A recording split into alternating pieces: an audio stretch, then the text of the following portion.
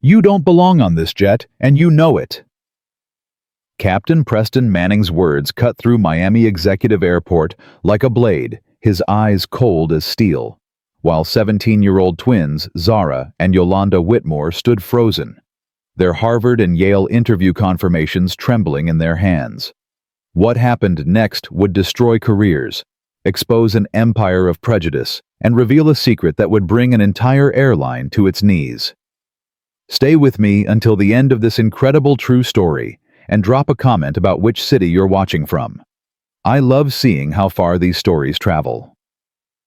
The morning sun cast long shadows across Miami Executive Airport's pristine tarmac, where sleek private jets lined up like silver bullets against the Florida sky. It was 7:15 a.m. on a Tuesday that would change everything, though no one knew it yet. The automatic doors whispered open, and two young women stepped through their matching navy blazers crisp against white shirts, their posture straight, despite the weight of their futures pressing on their shoulders. Zara Whitmore moved with the quiet confidence of someone who'd learned early that the world would test her at every turn. At 17, she carried herself with a grace that made people look twice, not just because of her striking features, the way her braided hair caught the light or the intelligence that sparked in her dark eyes, but because she moved through space as if she belonged everywhere and nowhere all at once. Her twin sister Yolanda followed half a step behind her, gaze sharper, more calculating, the kind of person who noticed everything and forgot nothing. "Deep breath," Zara murmured to her sister as they approached the check-in counter. "We've got this." Yolanda adjusted the leather portfolio under her arm, the one containing their meticulously organized travel documents, academic transcripts, and the confirmation numbers for the private charter their father had arranged. "I know," she replied, though her fingers drummed a nervous rhythm against her thigh. It's Harvard and Yale." Zara finished, a small smile playing at her lips. "No pressure, right?" The joke was their way of handling the magnitude of what lay ahead. These weren't just college interviews. They were the culmination of 17 years of excellence, of late nights studying while their peers partied, of science fairs won and debate championships claimed, of being not just good, but exceptional in a world that often seemed determined to overlook them. The terminal bustled with its usual morning chaos, businessmen barking into phones, families corralling children, the smell of overpriced coffee mixing with jet fuel. But as the sisters approached the Skyline Aviation counter, something shifted in the atmosphere, subtle as a change in air pressure before a storm.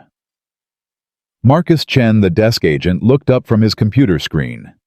His customer service smile flickered and died the moment his eyes landed on them. His gaze traveled from their faces to their clothes to the designer luggage at their feet, and something hardened in his expression. "May I help you?" The words came out flat, devoid of the warmth he'd shown the middle-aged white couple who'd just walked away with boarding passes. "Good morning," Zara said, her voice clear and professional. "We have a charter confirmation for the 8:30 flight to Boston. The name is Whitmore." Marcus's fingers hovered over his keyboard for a moment too long. "Whitmore," he repeated, as if tasting the name. "And you are?" "Zara and Yolanda Whitmore," Yolanda said, sliding their documents across the polished counter.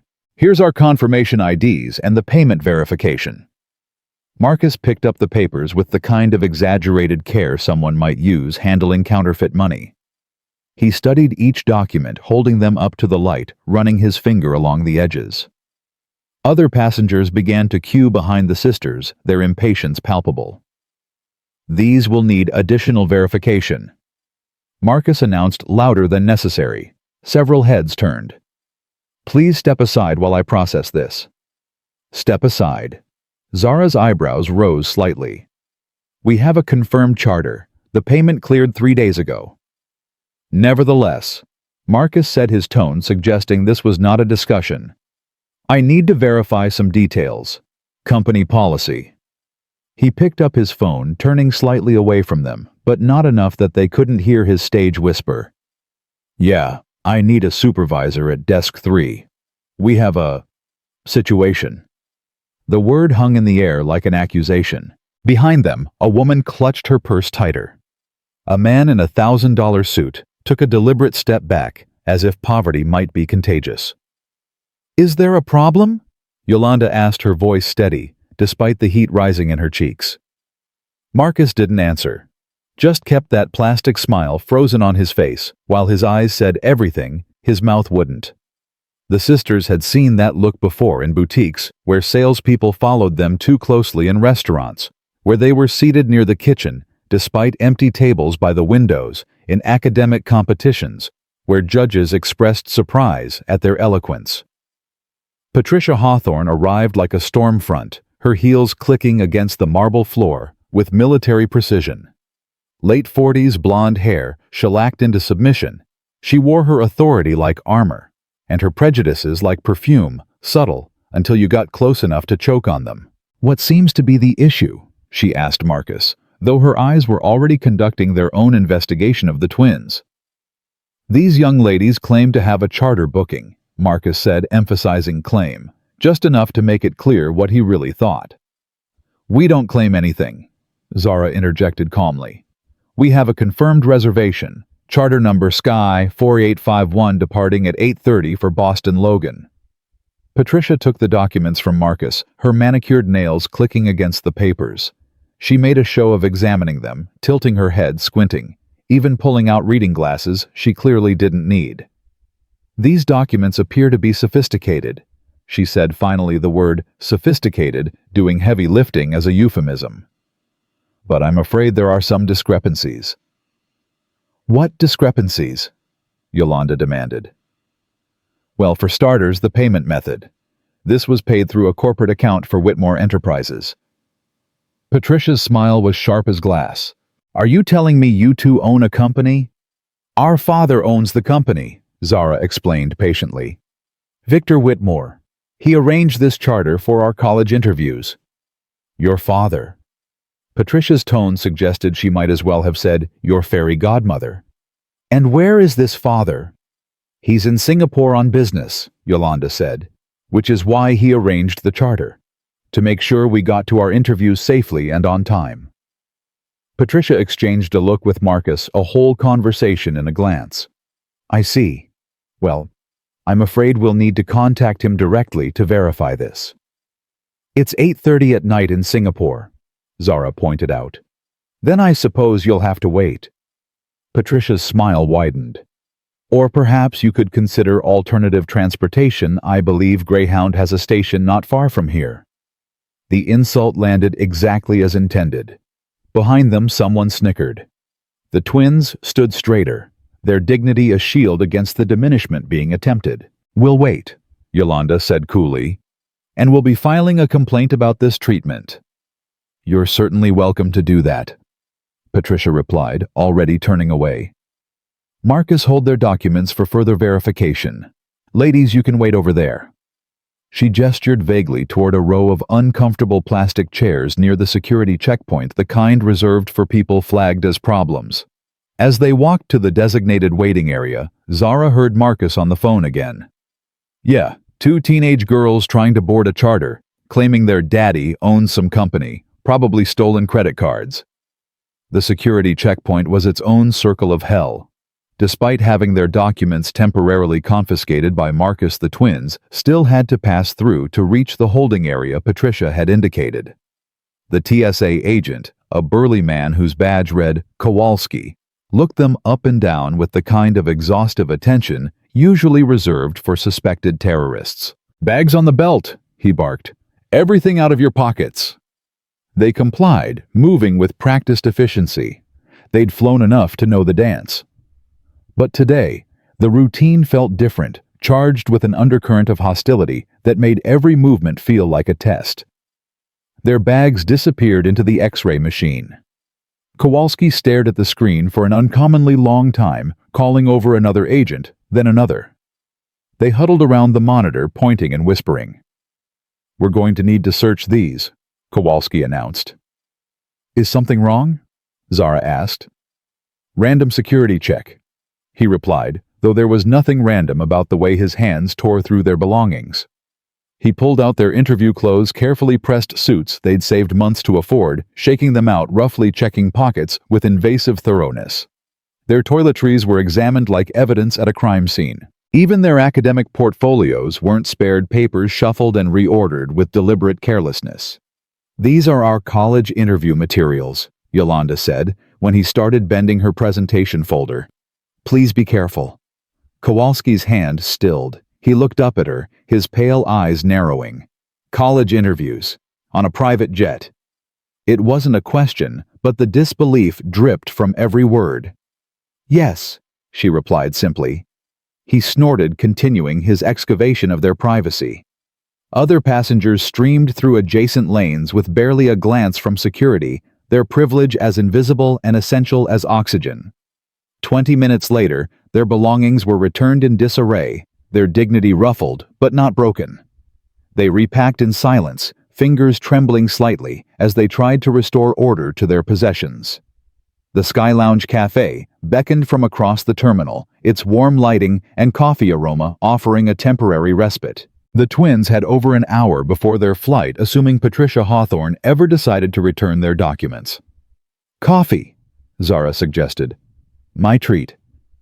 "God, yes," Yolanda agreed. The cafe was half full. Business travelers hunched over laptops, a family sharing pastries at a corner table. The sisters joined the short queue, allowing themselves a moment to breathe to reset. The barista, a young woman with a pixie cut and an earring that climbed the entire curve of her left ear, took the order of the man in front of them with enthusiasm. "Coming right up, Mr. Davidson." The usual.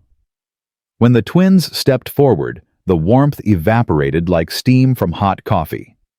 "What do you want?" No greeting, no smile, just flat expectation. "2 medium lattes, please," Zara said, pulling out her credit card. The barista didn't move to enter the order. "You sure you're in the right place? There's a vending machine by the restrooms." The words hung between them like a slap, waiting to land. Yolanda's hand found Zara's arm, a gentle pressure that said, "Not worth it." "We'd like 2 medium lattes." Zara repeated, her tone meticulously polite. "Please." The barista sighed dramatically and began entering the order with the enthusiasm of someone performing community service. 14.50s. Zara handed over her card. The barista swiped it with unnecessary force, waited, then smiled, the first genuine expression she'd shown. Declined. "That's impossible," Zara said, frowning. "Try it again." "I did. 3 times while you were talking." Declined. She said the word loudly enough for half the cafe to hear. "Do you have another form of payment or—" Yolanda pulled out cash, placing a 20 on the counter, with controlled precision. The barista took it, made change, and turned to make their drinks, with aggressive reluctance, slamming the portafilter over, steaming the milk until it screamed. When the drinks finally appeared, they were barely half full. The foam art that decorated other customers' cups conspicuously absent, the temperature lukewarm at best. "Enjoy," the barista said, with a smile that suggested she hoped they choked. They found seats at a small table by the window, the tarmac spreading out before them, planes taxiing in an elaborate dance of departure and arrival. Zara sipped her disappointing latte and tried to center herself. "We can't let them win," she said quietly. "Win?" Yolanda laughed bitterly. "They're not trying to win anything. They're trying to remind us of our place. Our place is on that plane. Our place is in those interview rooms.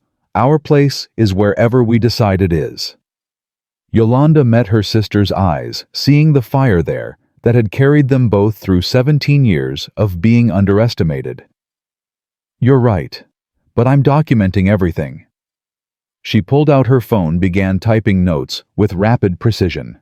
"Smart," Zara agreed. "Dad always says, evidence is everything." They finished in unison, and for the first time since walking into the airport, they smiled genuinely. The moment of peace shattered when Patricia Hawthorne materialized at their table like a bad Penny Marcus and 2 security guards flanking her like a prejudice posse. "Ladies," She began her tone suggesting the word was doing some heavy lifting. "We've completed our verification process." "And?" Zara asked, though the presence of security made the answer obvious. "I'm afraid there are significant concerns about the authenticity of your documentation. We've been unable to reach anyone at this Whitmore Enterprises, and the payment source appears suspicious." "Suspicious how?" Yolanda demanded. "That's not for me to determine. However, Skyline Aviation reserves the right to refuse service to anyone we deem a security risk." "A security risk?"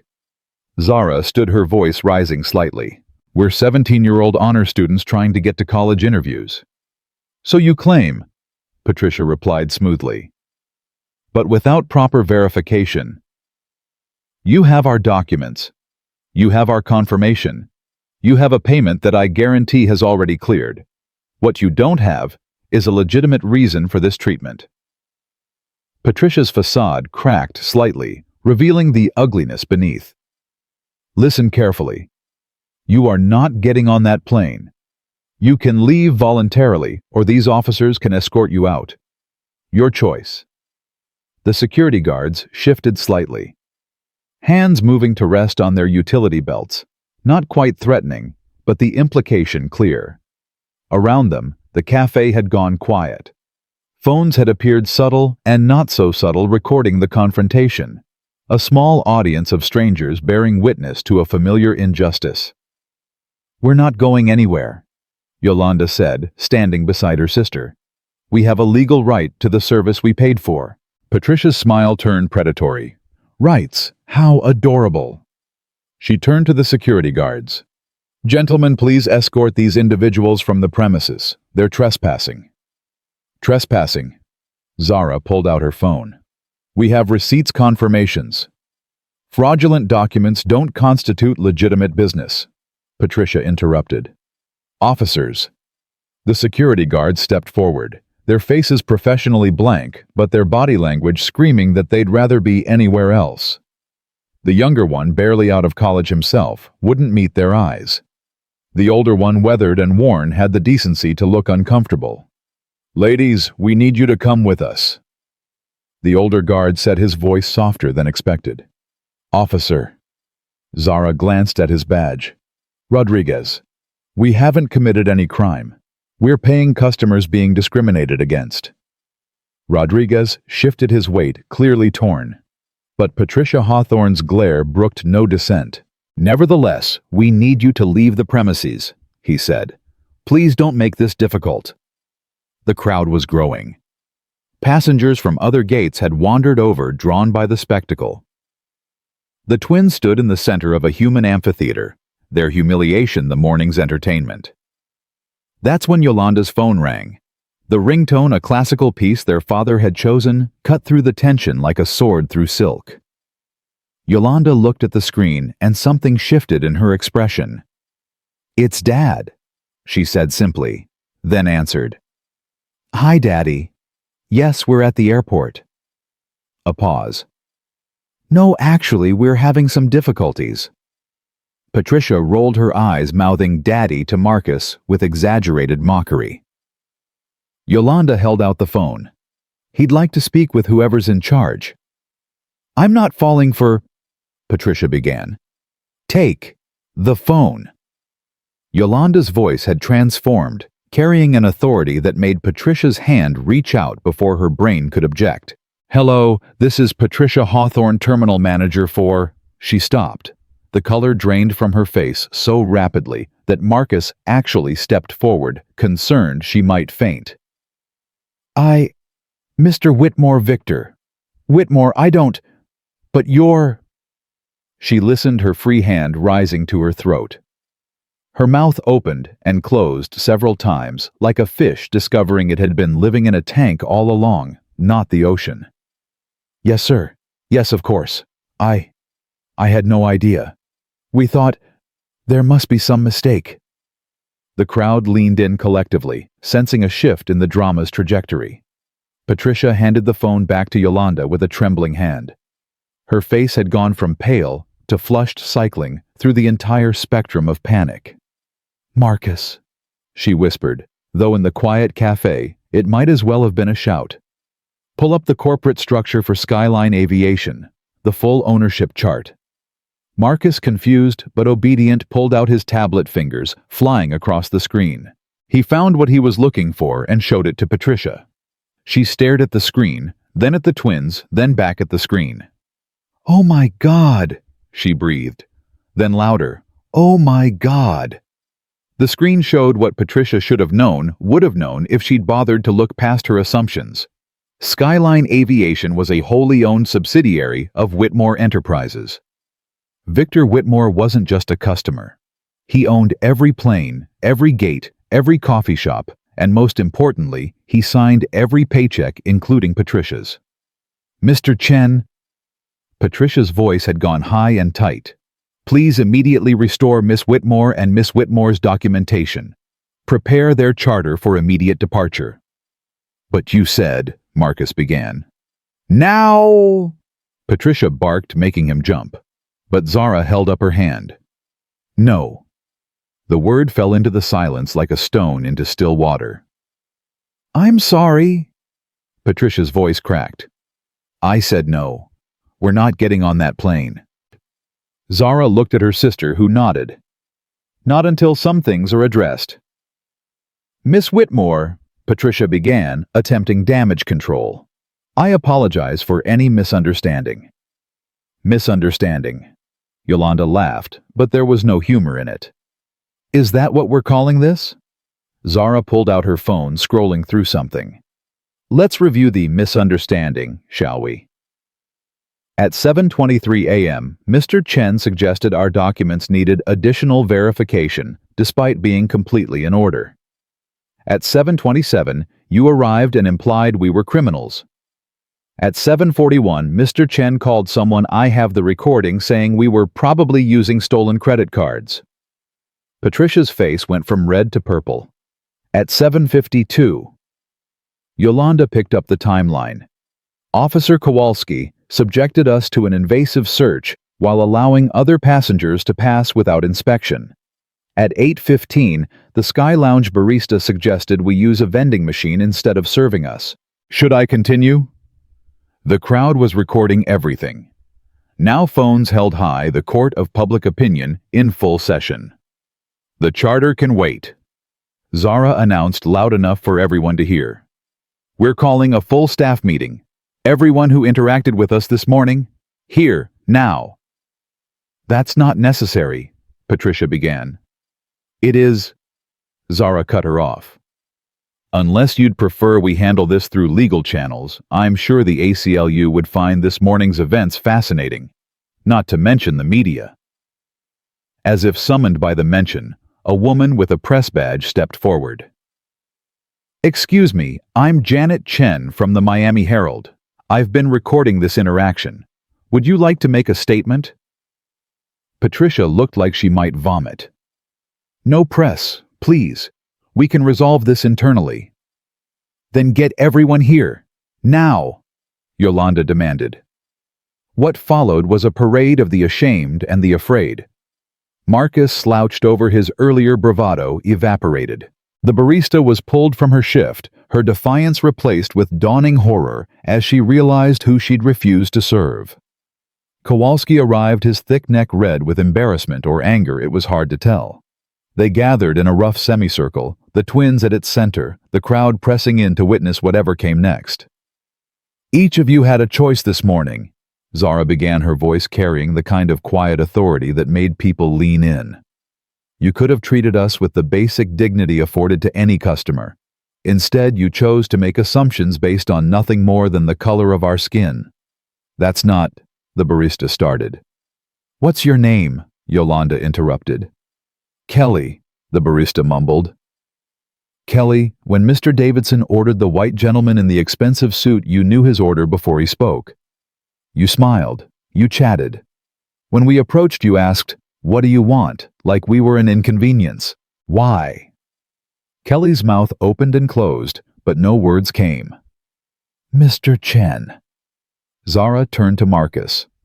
"You processed 3 customers before us, without examining their documents.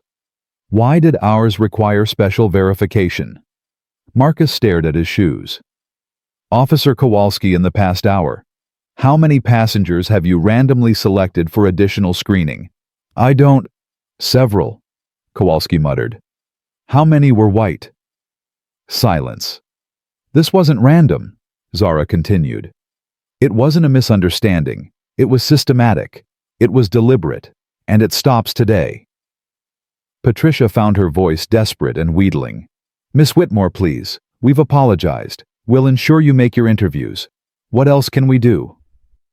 You can start by understanding that this isn't about us, Yolanda said.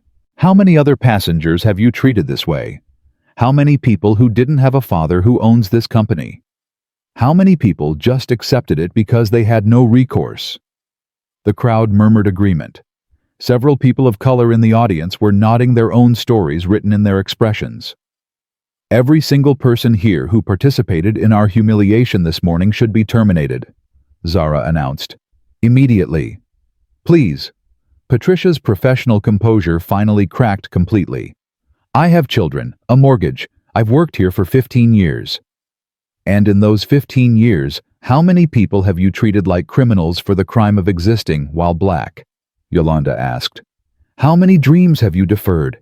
How many days have you ruined? Patricia had no answer. That's when another voice cut through the tension, warm, familiar, and furious. What the hell is going on here?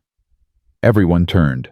Walking through the crowd like Moses parting the Red Sea was Simone Bradford, the terminal's senior supervisor, and one of the few black faces in management.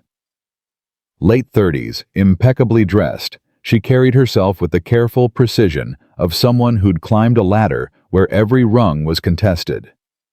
Simone? Patricia gasped with relief. Thank God. There's been a situation.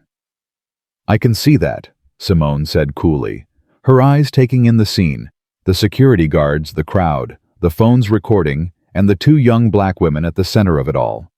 Her expression was unreadable. For a moment, the twins felt hope. Here was someone who might understand, who might have faced similar battles, who might, ladies. Simone addressed them directly, her voice professional, but with an edge.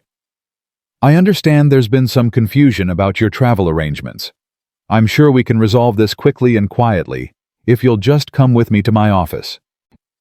There's no confusion, Zara said, carefully watching Simone's face.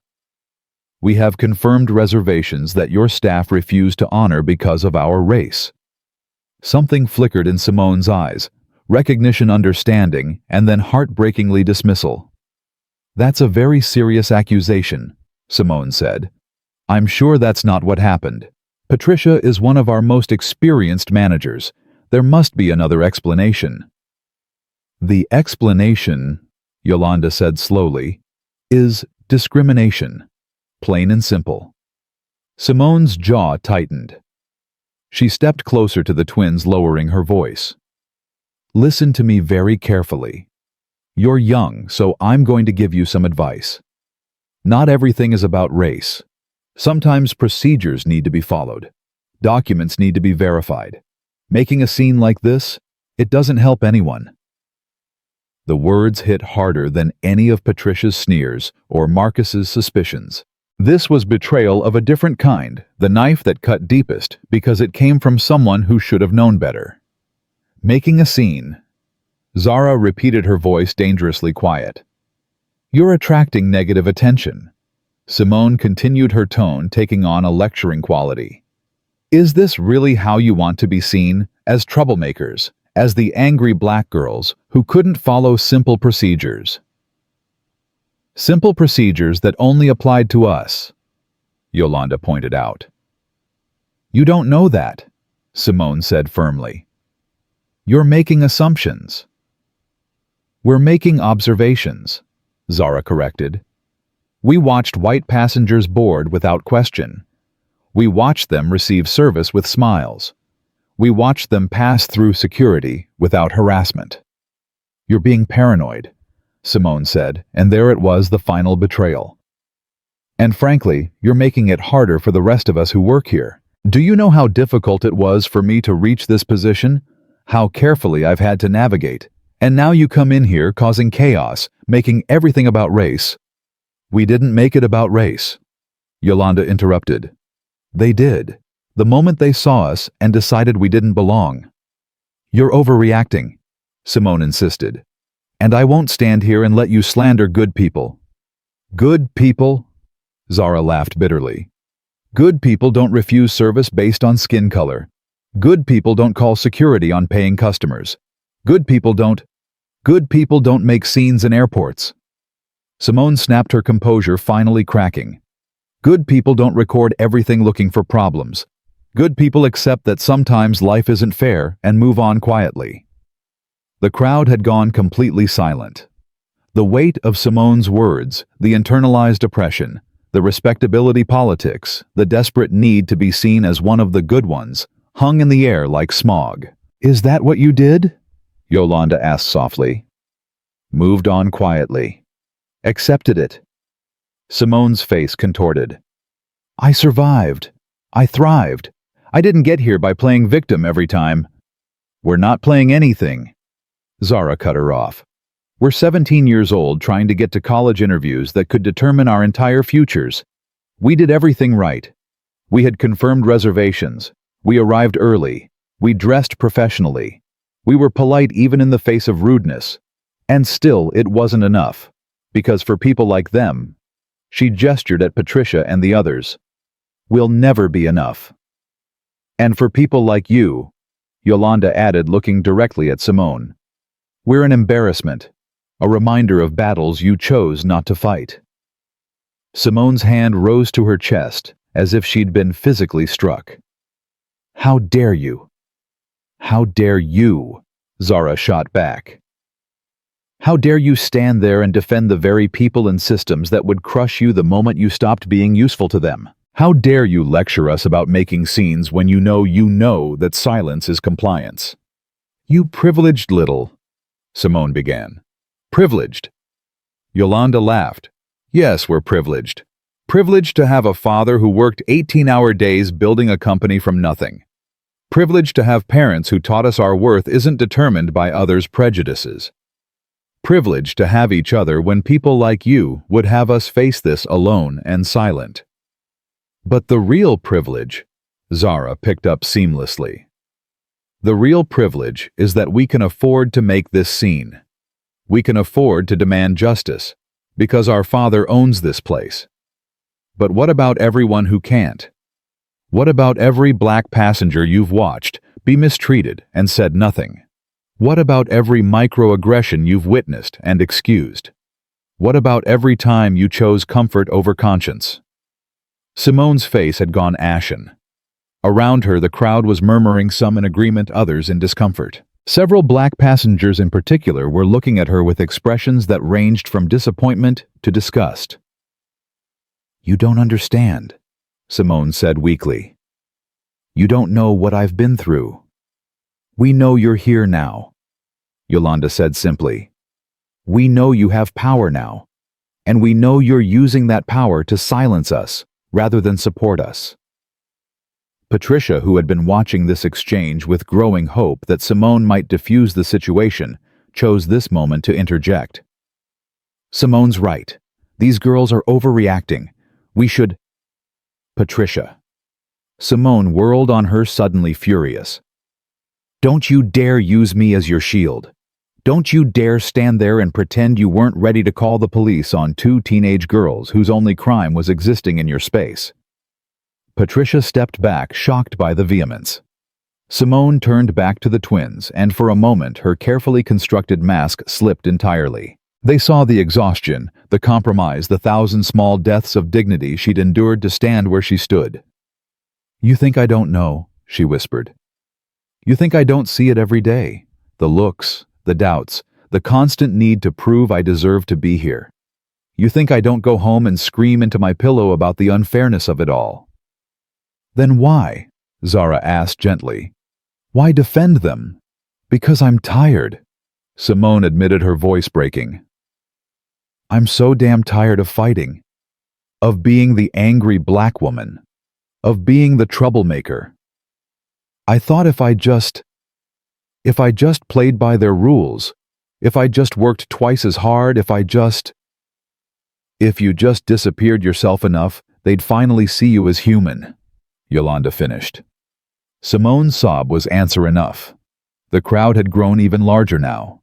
The morning's drama had evolved from spectacle to something deeper, more uncomfortable. They weren't just witnessing discrimination anymore. They were witnessing the complex, painful realities of how oppression perpetuates itself, how it turns victims into unwitting accomplices.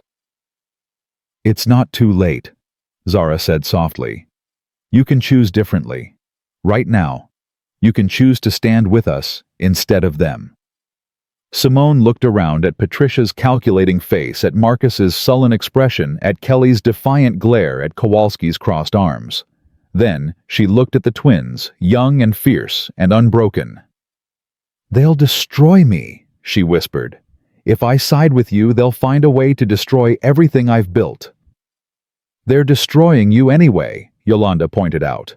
"Just slowly, piece by piece, compromise by compromise." Simone closed her eyes, tears streaming down her carefully made-up face. When she opened them, something had shifted.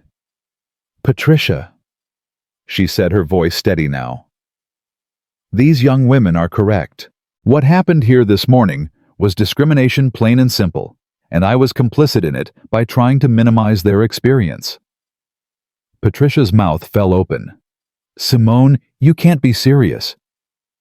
"I've never been more serious in my life," Simone replied. She pulled out her phone. "I'm calling Mr. Whitmore myself. He deserves to know exactly what his daughters experienced in our terminal." "There's no need," Zara said, holding up her own phone. "He's been listening this entire time." Everyone froze. Zara turned the phone around, showing the active call screen. The duration showed 22:47 and counting. "Hello, everyone." Victor Whitmore's voice emerged from the speaker, calm and controlled, but with an undertone that promised consequences.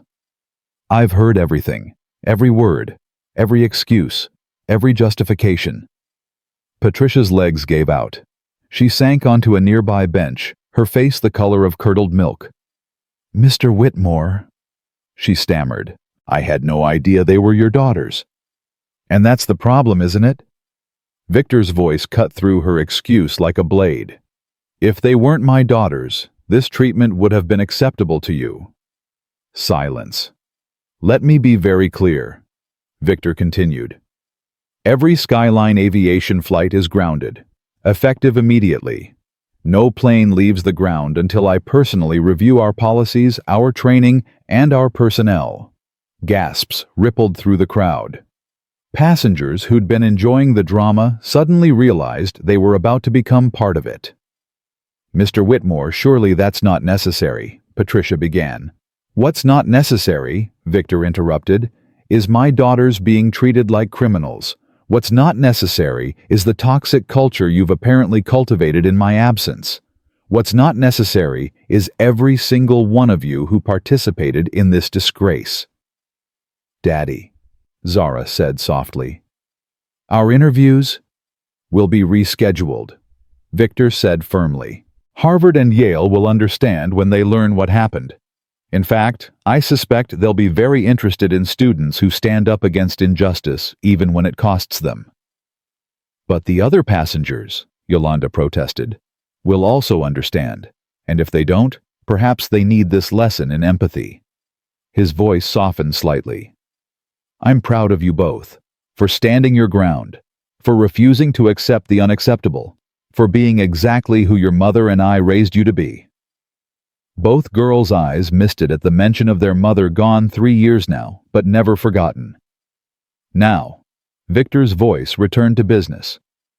"Patricia Hawthorne, Marcus Chen Kelly, whatever your last name is, Officer Kowalski, you're all terminated. Effective immediately. Security will escort you from the premises once you've turned in your badges and company property." "You can't—" Patricia stood up, desperation lending her courage. "I'll sue wrongful termination. I have a contract." Your contract includes a morality clause and a zero-tolerance policy for discrimination, Victor replied coolly. I have dozens of witnesses and video evidence of your behavior. By all means sue. I'm sure the discovery process will be fascinating. Patricia sank back down defeated. Simone Bradford, Victor continued, and Simone straightened ready for her own termination. You have a choice. You can leave with them, or you can stay and help me rebuild this terminal into what it should be. But if you stay, things change. No more compliance with discrimination. No more choosing comfort over conscience. Can you do that? Simone looked at the twins who watched her with guarded hope. Yes, she said firmly. Yes, I can. And I will. Good. You're promoted to terminal director effective immediately. Your first task is to coordinate with my daughters to identify every employee who participated in or witnessed this discrimination without intervening. They'll all need retraining at minimum termination if necessary. The crowd was buzzing now, the full implications of what they were witnessing sinking in. This wasn't just about two girls being denied service. This was a complete upheaval of power structures they'd taken for granted. Mr. Whitmore, one brave soul called out from the crowd. I have a flight to New York for a job interview. Are we really all grounded? What's your name? Victor asked. James Martinez, sir. Mr. Martinez, let me ask you something.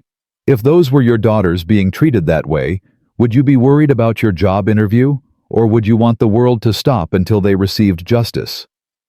A pause. I'd want the world to stop, sir. Then you understand. Yes, you're all grounded. Use the time to reflect on what you've witnessed. Use it to think about the times you've seen injustice and stayed silent. Use it to decide what kind of person you want to be when those planes start flying again. The terminal had become a pressure cooker of tension and anticipation. Within minutes of Victor Whitmore's announcement, the reality of grounded flights rippled through Miami Executive Airport like a stone dropped in still water. Gate agents fielded increasingly frantic calls, their explanations met with disbelief and then anger. Yet something remarkable was happening as word spread about why the flights were grounded. As passengers shared the videos they'd captured, the mood began to shift from frustration to something more complex. Zara watched it all unfold with a mixture of vindication and exhaustion. Her sister stood beside her, still holding their father on the phone.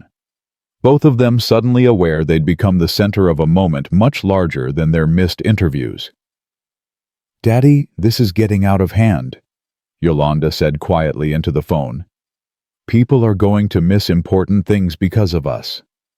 No, sweetheart. Victor's voice carried clearly through the speaker. People are missing important things because of systemic racism that I apparently allowed to flourish in my own company. You're just the catalyst for overdue change. Patricia Hawthorne hadn't moved from the bench where she'd collapsed, her entire world unraveling in real time. Marcus Chen stood frozen nearby, his tablet clutched uselessly in his hands, watching his career evaporate. Kelly the barista had started crying. Not tears of remorse, but of rage at being caught. This is insane. Kelly suddenly burst out, her voice shrill. I make minimum wage, plus tips. I serve hundreds of customers a day. So I was a little rude. That's worth destroying my life. Simone Bradford, still processing her sudden promotion and the weight of responsibility it carried, turned to address her. You weren't a little rude. You suggested two young black women use a vending machine instead of serving them at your cafe. You charged them for drinks you deliberately made wrong. You humiliated them for sport. I didn't know who they were, Kelly protested. And that makes it better. Simone's voice had found its strength. You thought they were just regular black teenagers, so it was okay to treat them like garbage. The question hung in the air unanswered, because everyone knew the answer. Meanwhile, Officer Kowalski had been on his radio, his face growing increasingly red as he received orders from his supervisors. TSA, it seemed, was not pleased to be caught in the crossfire of this scandal.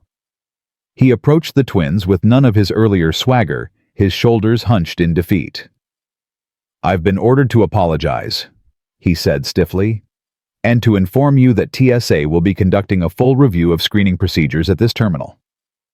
"An apology without acknowledgement of wrongdoing is meaningless," Zara replied coolly. "Do you understand what you did wrong, Officer Kowalski?" His jaw clenched. "I followed standard procedures." "No," Yolanda interrupted. "You followed your biases. How many white teenagers with confirmed private jet bookings have you subjected to invasive searches?" He couldn't answer because they all knew the number was 0. The crowd had grown even larger now, including passengers from other airlines who'd heard about the spectacle. Among them was an older black woman, probably in her 70s, who pushed through to approach the twins. She moved with the deliberate grace of someone who'd lived through enough to fear nothing. "Excuse me," she said, her voice carrying the musical cadence of the Caribbean. "May I speak?" The twins nodded, something about her presence commanding respect. "My name is Eulalie Baptiste," she said loud enough for everyone to hear. "I've been flying through this terminal for 40 years. 40 years. And in all that time I've been randomly selected for additional screening more times than I can count. I've been asked for extra documentation, had my bags searched, been questioned about my ability to afford first-class tickets, despite having the same job for 3 decades.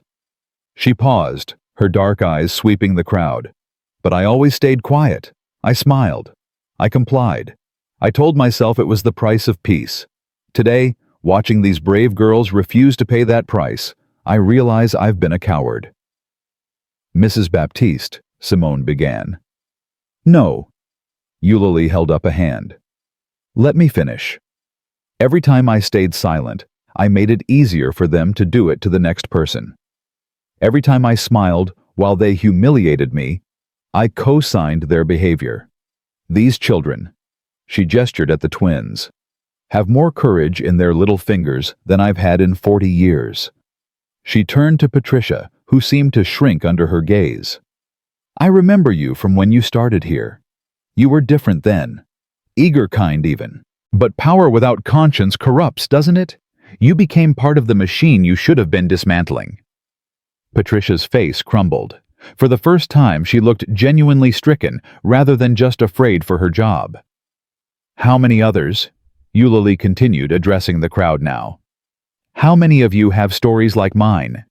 How many of you have been made to feel less than human in places like this?" Hands began to rise. Slowly at first, then more. A young Latino man spoke up. "They held me for 2 hours last month because my name matched someone on some list. Missed my grandmother's funeral." An Asian woman added, "They always assume my documents are fake. Every single time." A Middle Eastern family shared their story of being deplaned after other passengers complained about feeling uncomfortable. The terminal had become a confessional, years of suppressed indignities finally given voice. Zara and Yolanda stood at the center of it all, realizing their personal fight had uncorked something much larger. Victor's voice cut through the testimonies. "Simone, are you getting all of this?" "Yes, Mr. Whitmore." Simone replied, her phone out, recording everything. "Good. I want a full investigation. Every incident, every complaint that was dismissed, every employee who participated or allowed this to happen. This is bigger than just this morning." Patricia suddenly stood, her legs shaky, but her jaw set with determination. "You want to know the truth? Fine. Yes, we profiled. Yes, we had unofficial policies about certain types of passengers. Yes, we were told to be extra vigilant with anyone who didn't fit the typical private jet customer profile." Gasps rippled through the crowd at the admission.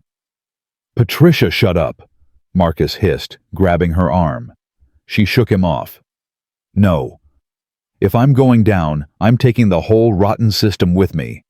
You want names, Mr. Whitmore? I'll give you names. Starting with Regional Director Tom Morrison, who told me, and I quote, 'We can't be too careful with these people. Our real customers expect a certain level of exclusivity.'" "Keep talking," Victor's voice commanded. Patricia did. She outlined a systematic pattern of discrimination that went far beyond individual prejudice. She named executives who'd instituted unwritten policies, security supervisors who'd trained staff to profile customer service managers, who'd rewarded employees for maintaining standards, a euphemism for keeping out those deemed undesirable. As she spoke, several employees in the crowd began to look nervous. Some tried to slip away, only to find security, the real security, not the ones who'd tried to remove the twins blocking the exits. "No one leaves," Simone announced. "Mr. Whitmore wants a full accounting, and that's what he's going to get." The twins found themselves in the surreal position of watching their personal humiliation transform into a corporate reckoning. Yolanda leaned close to her sister. "This is bigger than we thought." "Or maybe," Zara replied quietly, "it's exactly as big as it's always been. We just forced them to see it." As Patricia's confessions continued, a man in an expensive suit pushed through the crowd. Everything about him screamed corporate authority, from his perfectly styled silver hair to his Italian leather shoes. This was Tom Morrison himself, the regional director Patricia had just exposed.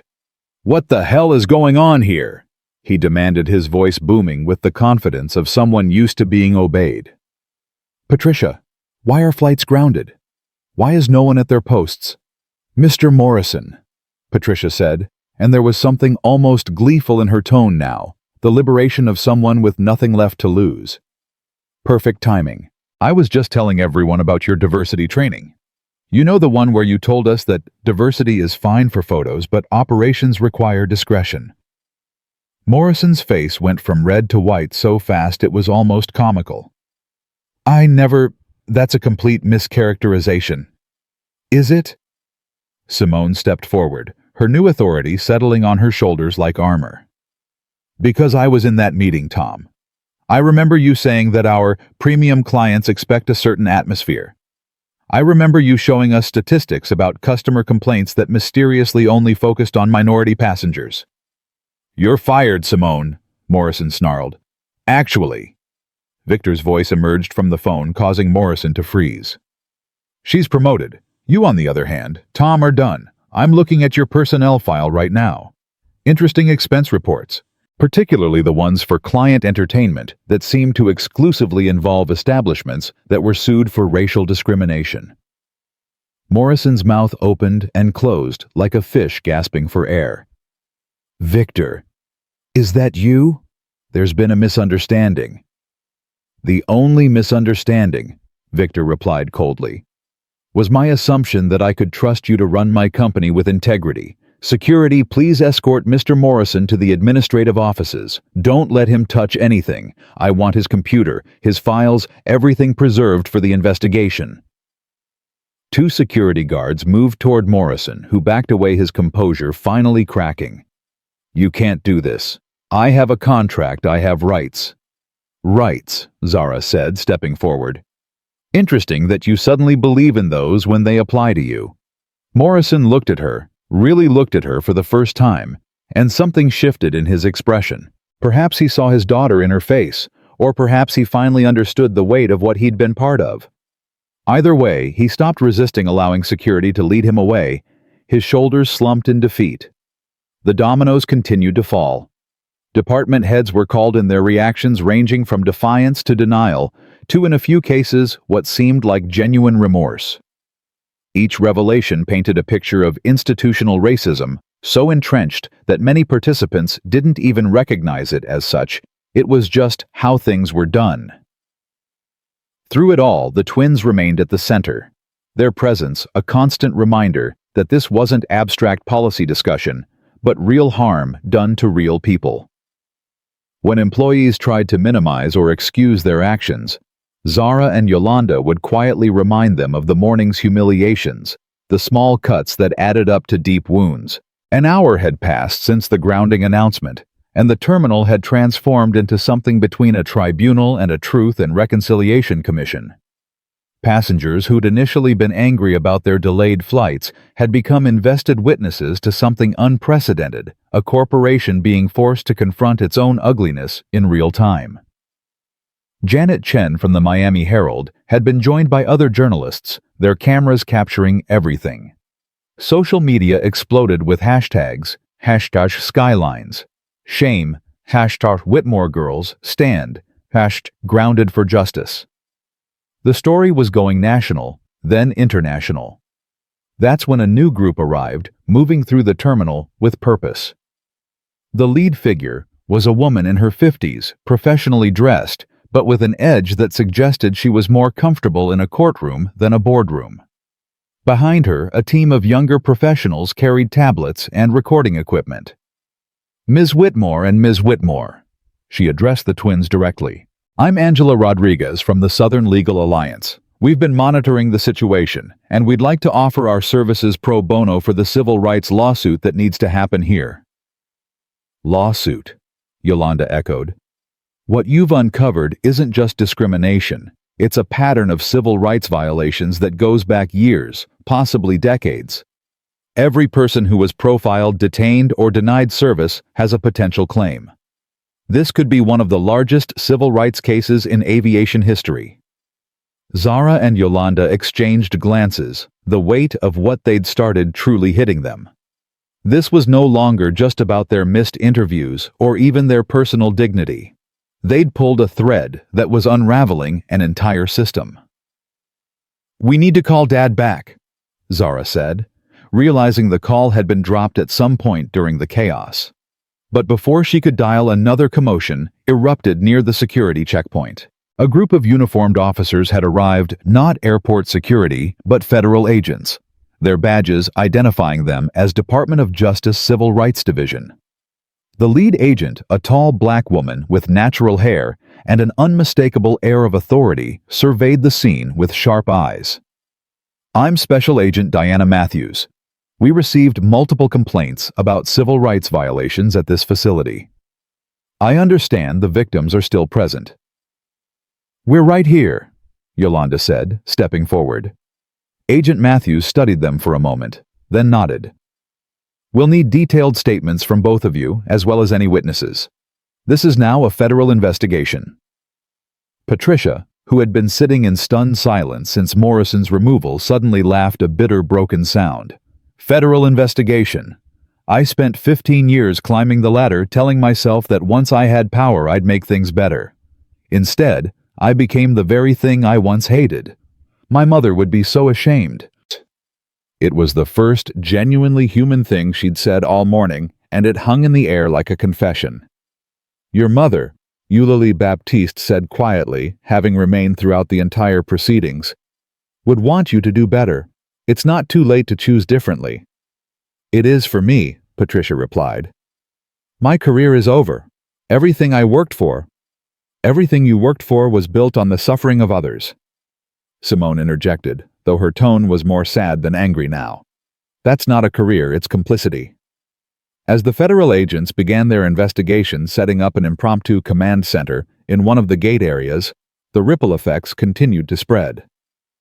Airlines at other terminals began reviewing their own policies, afraid of being the next target. Passengers shared their own stories on social media, creating a flood of testimonies that painted a picture of systemic discrimination across the entire industry. The twins found themselves at the center of a hurricane they'd never intended to create. Reporters wanted interviews. Lawyers wanted to represent them. Activists wanted them to become the faces of a movement. It was overwhelming. And for the first time since the morning began, they looked their age 17-year-olds who'd just wanted to get to their college interviews. "I need air," Zara said suddenly, the weight of it all pressing down on her. "Come on," Simone said, surprising them by taking charge in a protective rather than authoritative way. "There's a quiet area in the executive lounge. You can catch your breath there." She led them through the crowd using her new authority to part the sea of onlookers. The executive lounge was a different world, quiet, luxurious, the kind of space the twins should have been welcomed to from the start. As they sank into plush chairs, Yolanda finally broke down, tears streaming down her face. "We just wanted to go to our interviews. We just wanted a chance to prove ourselves academically. Now what are we now?" "Catalysts," Simone said softly, sitting across from them. "Heroes to some, troublemakers to others. But most importantly, you're two young women who refuse to accept injustice. That takes incredible courage. Or incredible privilege.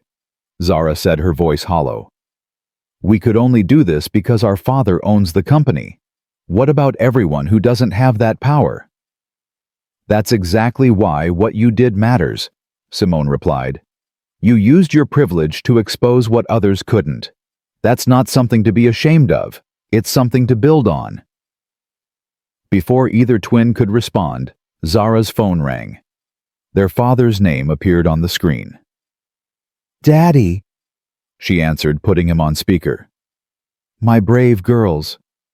Victor's voice was warm but tired. I'm on a plane back from Singapore. I'll be there in about 14 hours. Are you okay? Yolanda started, then stopped. I don't know what we are. You're my daughters, Victor said firmly. You're the young women your mother and I raised to stand up for what's right even when it's hard. Especially when it's hard. I'm so proud of you both. But the interviews, Zara began. I've already spoken with both Harvard and Yale. They're very interested in meeting you.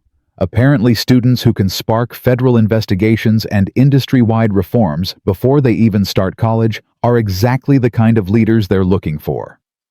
Despite everything, both girls smiled slightly at that. But more importantly, Victor continued, you've done something that I should have done years ago. I built this company focusing on profits and efficiency, telling myself that success would be enough to combat discrimination. I was wrong. Success without justice is just perpetuating the system. You've shown me that. Mr. Whitmore, Simone interjected, I want to apologize for my initial response. I was so focused on surviving in this system that I forgot about changing it. We all have our wake-up calls, Simone. Yours came today. The question is what you do next. I rebuild, Simone said with conviction. We rebuild. This terminal, this company, this industry, we make it what it should have been all along. As they sat in the quiet of the executive lounge, the chaos continued outside. The grounded flights had created a domino effect across the aviation network, with delays and cancellations rippling outward. But something else was rippling too, awareness, accountability, and the first glimmers of real change. Kelly the barista was escorted out, still protesting that she was being scapegoated for a system-wide problem. She wasn't entirely wrong, but she also wasn't innocent. Marcus Chen left quietly, his head down, perhaps contemplating how easily he'd participated in something he probably never consciously thought of as discrimination. Patricia Hawthorne was the last to go, and she stopped at the executive lounge to face the twins one more time. I owe you an apology, she said, her voice stripped of its earlier authority. Not just for today, but for every day I did this to someone. For every time I made someone feel less than human because of the color of their skin. I told myself I was maintaining standards, protecting the brand, serving our premium customers. But really, I was just a racist with a title. The admission hung in the air, raw and uncomfortable. What are you going to do now? Yolanda asked. Patricia considered the question. I don't know. Maybe that's the point. For the first time in 15 years, I don't have a plan, a policy, or a prejudice to fall back on. Maybe I need to figure out who I am without all of that. She left without another word, her departure marking the end of one era and the beginning of another. As the afternoon wore on, the terminal slowly began to return to some semblance of normal operation. Flights were cleared for departure one by one, each plane carrying passengers who'd witnessed something unprecedented. Many would share their stories, spreading the impact far beyond Miami. Agent Matthews approached the twins as they prepared to leave the lounge. We'll need you to come to our field office tomorrow for formal statements. What you've exposed here, it's going to lead to significant changes not just at Skyline, but across the industry. We'll be there, Zara assured her. You know. Agent Matthews said, a slight smile crossing her professional demeanor. I've been with the Civil Rights Division for 12 years. I've seen a lot of cases, but I've never seen two teenagers bring down an entire discriminatory system in a single morning. We didn't mean to, Yolanda said honestly. The best revolutions rarely are planned, Agent Matthews replied. They happen when someone finally says enough and refuses to back down. That's what you did today.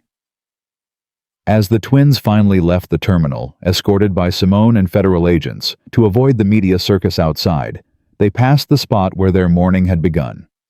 The same check-in counter, where Marcus had questioned their documents.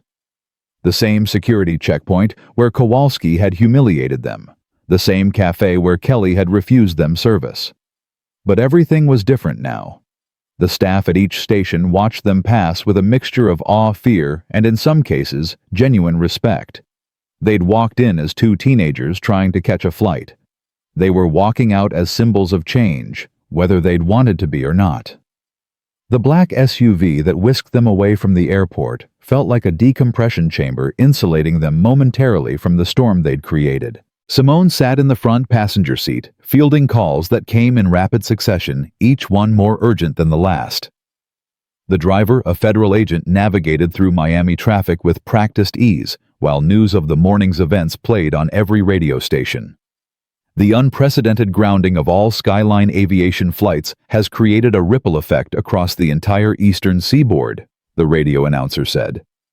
What started as two teenagers being denied boarding has exposed what federal investigators are calling systematic discrimination at the highest levels of corporate aviation. Yolanda reached over and turned off the radio. The silence that followed was both a relief and somehow louder than the news had been. She looked at her sister, who was staring out the window at the familiar streets of Miami, passing by transformed somehow by what they'd just experienced. "Dad's really coming back," Zara said softly. Not a question, but a statement of wonder. Their father had been in Singapore for 3 weeks, the longest business trip he'd taken since their mother's death. They'd insisted he go, that they could handle the college interviews on their own, that they were old enough to manage. Now he was racing back across the globe because they'd needed him, and he'd answered without hesitation. Simone turned in her seat to face them. "The federal agents want to put you in protective custody until your father arrives. There have been threats." "Threats?" Zara's voice sharpened. "From who?" "People who don't appreciate what you've exposed. Employees who lost their jobs. Passengers whose travel was disrupted. The usual anonymous cowards who hide behind keyboards." Simone's phone buzzed again. She glanced at it, and her expression darkened. "And apparently some not-so-anonymous ones. Tom Morrison's lawyer is already talking about defamation suits." "Let him try," Yolanda said with more confidence than she felt. "Everything we said was true. Everything they did was witnessed."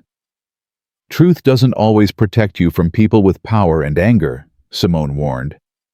"But don't worry, your father has already assembled a legal team. Angela Rodriguez from the Southern Legal Alliance was just the beginning." The SUV pulled into an underground parking garage beneath a federal building, the concrete walls and fluorescent lights a stark contrast to the sunny Miami morning they'd left behind. As they entered the building through a secure entrance, Zara caught a glimpse of news vans already gathering outside the main entrance. "How did they know we'd be here?" she asked. "They don't," the agent driving replied. "They're at every federal building in the city hoping to catch you. You two have become the story of the day, maybe the week." The field office of the Civil Rights Division was a maze of cubicles and conference rooms, the walls lined with photos of civil rights leaders and landmark case victories. Agent Matthews met them at the elevator, her professional demeanor softened by something that might have been maternal concern. "Before we begin the formal interviews," she said, leading them to a comfortable conference room, "I want you to understand something. What you've done today is significant. Historic even. But it's also dangerous. Change threatens people, and threatened people lash out. Are you prepared for that?"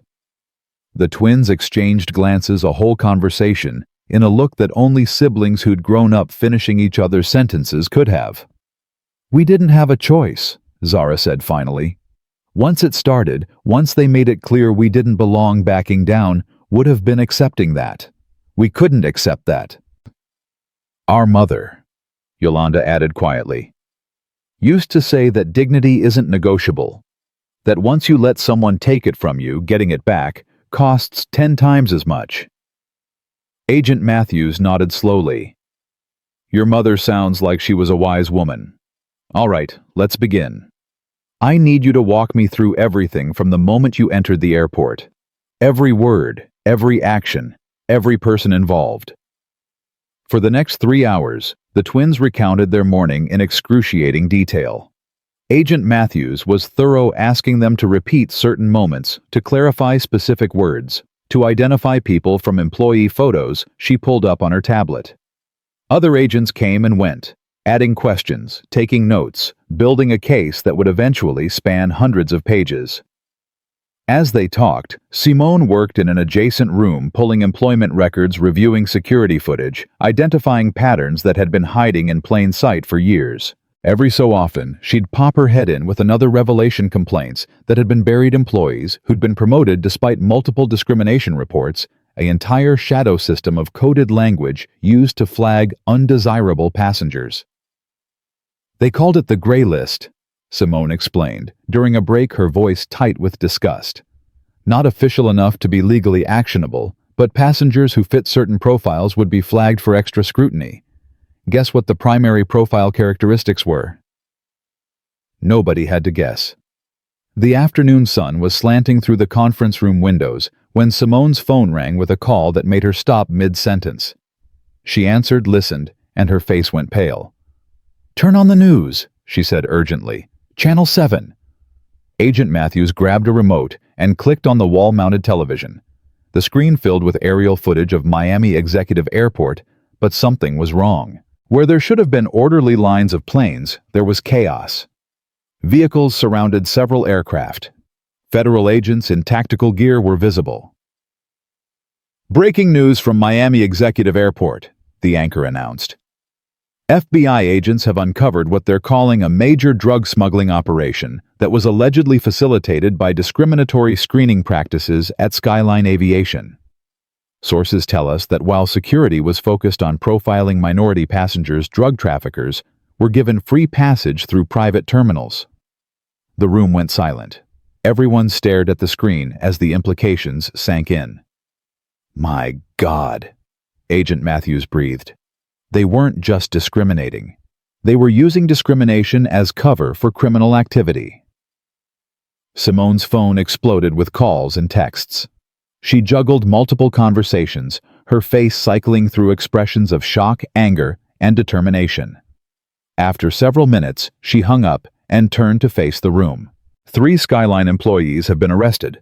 They were using the focus on profiling minorities as a distraction while they moved drugs through the private terminals.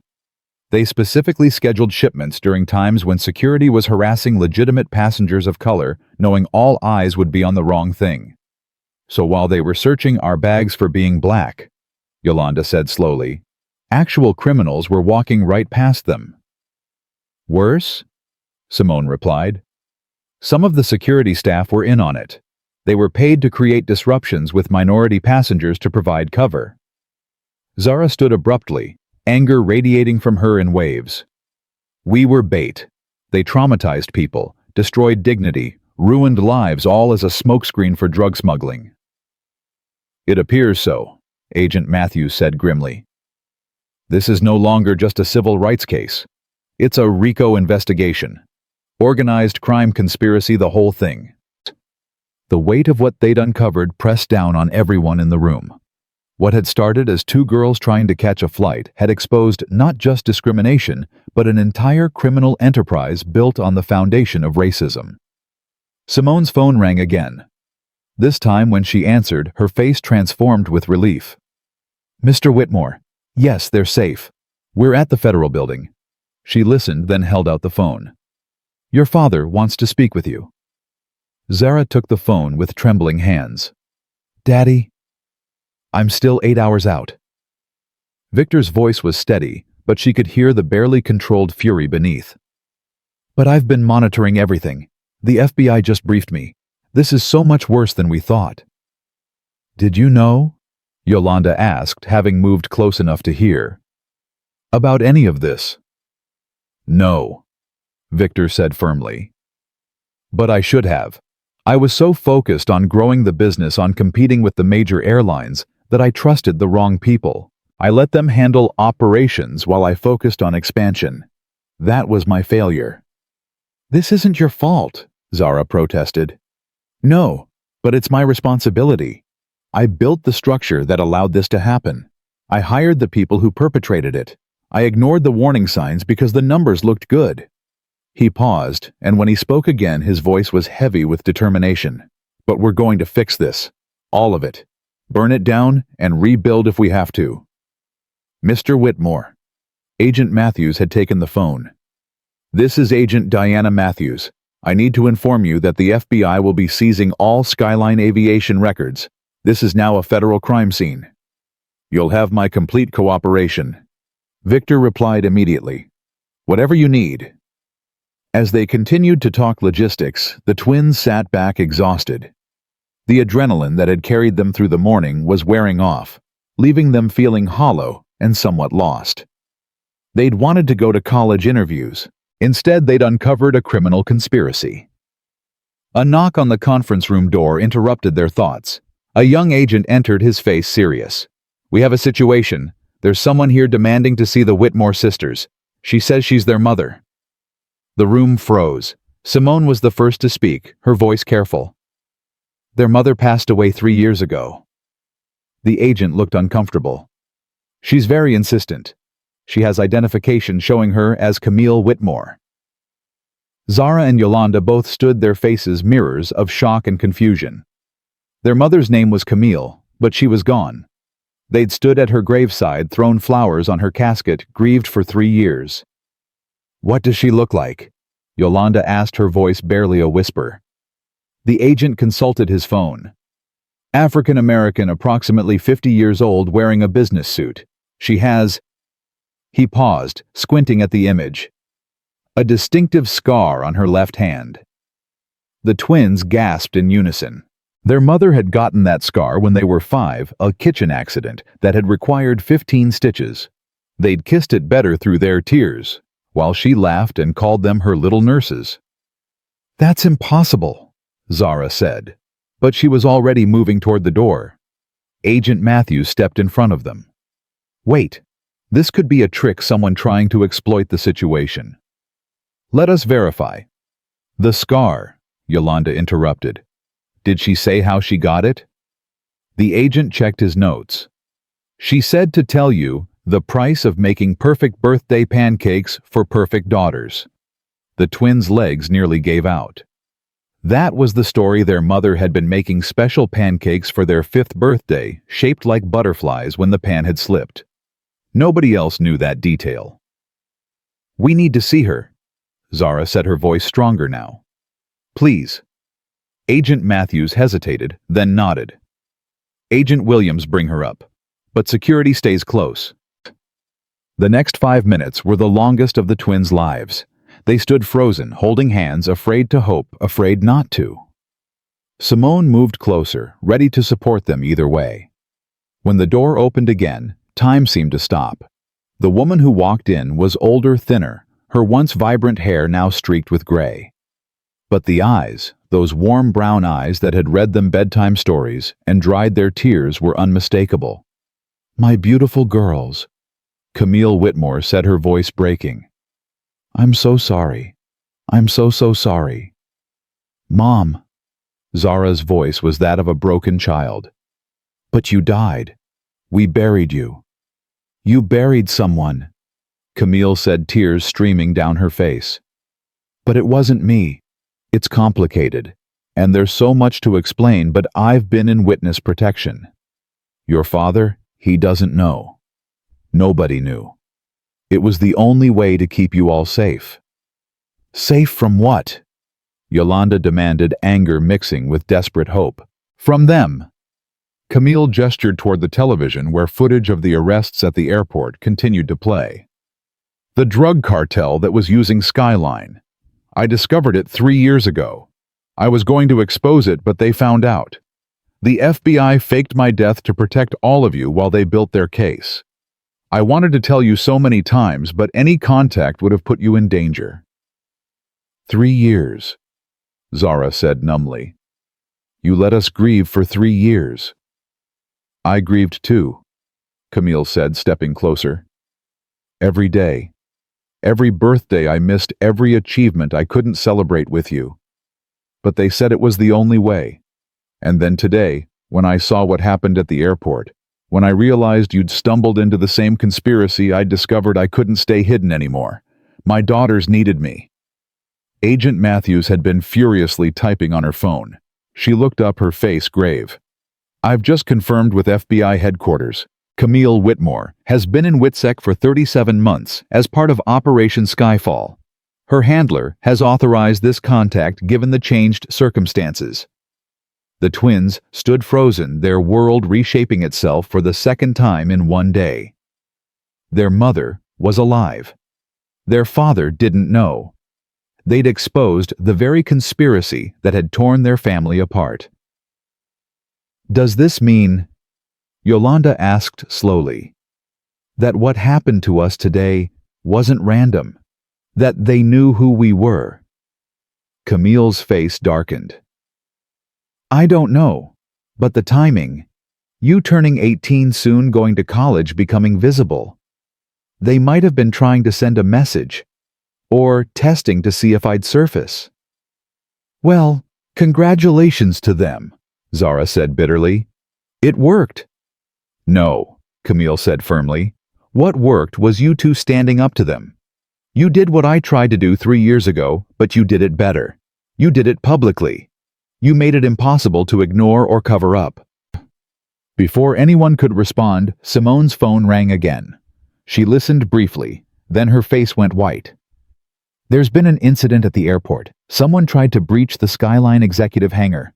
Federal agents stopped them, but—" She paused, looking at Camille. "They had photos of you, recent photos, from today." The room erupted into motion. Agent Matthews barked orders into her phone. Security agents appeared from nowhere, surrounding the family. The comfortable conference room suddenly felt like a trap. "We need to move you," Agent Matthews said urgently. "All of you, safe house now." As they were hustled toward the elevator, Camille grabbed her daughter's hands. "I know you must hate me. I know this is impossible to process, but I need you to trust me now like you did when you were little. Can you do that?" The twins looked at each other, then at the mother they'd thought was dead, and made a choice that would have seemed impossible that morning. "We trust you," they said in unison. The elevator doors closed just as alarms began blaring through the building. Whatever they'd uncovered at the airport, whatever their mother had been hiding from it, was no longer content to stay in the shadows. The real fight was just beginning. As they descended toward the garage, and whatever came next, Zara thought about the morning's plan, 2 girls in navy blazers heading to college interviews. That felt like a lifetime ago, like it had happened to different people. In a way it had. The girls who'd walked into that airport were gone, replaced by young women who'd stood up to injustice and discovered that the cost of that stand was higher than they'd ever imagined. But also possibly more important than they'd ever dreamed. The SUV was already running when they reached the garage, engine revving with urgency. As they piled in, the twins, their miraculously alive mother, Simone, and Agent Matthews, Zara, caught a glimpse of multiple federal vehicles forming a convoy around them. "Where are we going?" Yolanda asked. "Somewhere safe," Agent Matthews replied. "Somewhere we can figure out our next move." "Our next move." Zara repeated the phrase, feeling strange in her mouth. This morning, their next move was supposed to be Boston, then New Haven, Harvard and Yale, the future they'd planned so carefully. Now their next move involved federal agents, a criminal conspiracy, and a mother returned from the dead. The universe, it seemed, had other plans for the Whitmore sisters. As the convoy pulled out of the garage and into the Miami afternoon news helicopters already circling overhead, Zara reached for her sister's hand. Whatever came next, they'd face it together. They'd already brought down one system of oppression today. If necessary, they'd bring down another tomorrow. The story that had begun with 2 girls being denied a seat on a plane had become something else entirely, a reckoning not just with discrimination, but with corruption, crime, and the lengths people would go to maintain their power. But at the center of it all were still two 17-year-old sisters who'd simply wanted to be treated with dignity. Sometimes that's all it takes to start a revolution. Sometimes that's everything. The safe house was a contradiction, an ordinary-looking suburban home in Coral Gables that concealed state-of-the-art security systems and reinforced walls. As the convoy pulled into the garage and the door sealed behind them, the twins felt the weight of their new reality settling over them like a heavy blanket. This wasn't their life, yet somehow it had become exactly that. Camille moved through the house with familiarity that spoke of experience, checking windows, testing locks, her movements efficient and practiced. 3 years in witness protection had transformed their mother from a corporate lawyer into someone who understood operational security with unsettling expertise. "The bedrooms are upstairs," she said, her voice carefully neutral. "You should rest. Your father will be here in a few hours." Rest. Yolanda's laugh was sharp with disbelief. "You've been dead for 3 years and you want us to rest?" Camille's composure cracked slightly. I know how impossible this is, but we need to be clear-headed for what comes next." "What comes next?" Zara demanded. "You keep saying that like we have any idea what's happening." "Mom." "God, I can't even say that word without feeling like I'm hallucinating. You need to tell us everything. Now." Agent Matthews, who had been coordinating with her team via encrypted phone, looked up. "She's right. Given the acceleration of events, they need to know what we're dealing with." "Sure." Camille sank onto the couch, suddenly looking every one of her 50 years, and then some. The twins sat across from her, Simone taking a protective position nearby. The afternoon light filtered through bulletproof glass, casting strange shadows that seemed appropriate for a conversation about resurrection and conspiracy. 3 years ago, Camille began. "I was reviewing contracts for Skyline's expansion into South American routes. Your father was so excited it was going to double our market reach, but something in the numbers didn't add up. Fuel costs were wrong. Flight manifests had discrepancies, and certain planes were making unscheduled stops that weren't reflected in official logs." She paused, her fingers unconsciously tracing the scar on her left hand. "I started digging quietly. I thought maybe it was just accounting errors, or minor corruption, employees skimming fuel or something similar. But the deeper I went, the worse it got." Tom Morrison wasn't just the regional director. He was running an entire parallel operation using Skyline's legitimate business to mask drug trafficking routes. "Why didn't you tell Dad?" Zara asked. "I was going to. I'd gathered evidence, documented everything. But the night before, I planned to expose it all. They came for me." Camille's voice went flat, remembered terror bleeding through. "Not to kill me, not at first. They wanted to know what I knew, who I'd told. When they realized I hadn't told anyone yet, they gave me a choice: disappear forever or watch my family die." "So you chose to die instead," Yolanda said, bitterness coating every word. "The FBI offered another option." Agent Matthews interjected. "We'd been building a case against the Toreros cartel for years. Camille's evidence was the breakthrough we needed, but only if she could stay alive to testify eventually. So we made her death look real: car accident, body burned beyond recognition, dental records swapped. Even the funeral home was in on it." "The closed casket," Zara whispered, remembering that horrible day. "We begged to see you one last time, but they said the accident was too severe." "I was watching." Camille admitted, tears flowing freely now. "From a building across from the cemetery. I watched you throw roses on my casket. I watched your father collapse. I watched you hold him up when his legs gave out. It was the worst day of my life, and I wasn't even dead." The room fell silent except for the low hum of air conditioning and the occasional crackle of Agent Matthews' radio. Outside, the normal sounds of suburbia continued: a lawnmower, children playing, life proceeding, unaware of the drama unfolding behind reinforced walls. Simone, who had been silent through these revelations, suddenly spoke.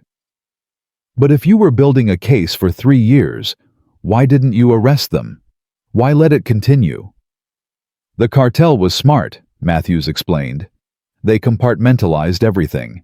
We could arrest Morrison and a few others, but the main pipeline would just shift.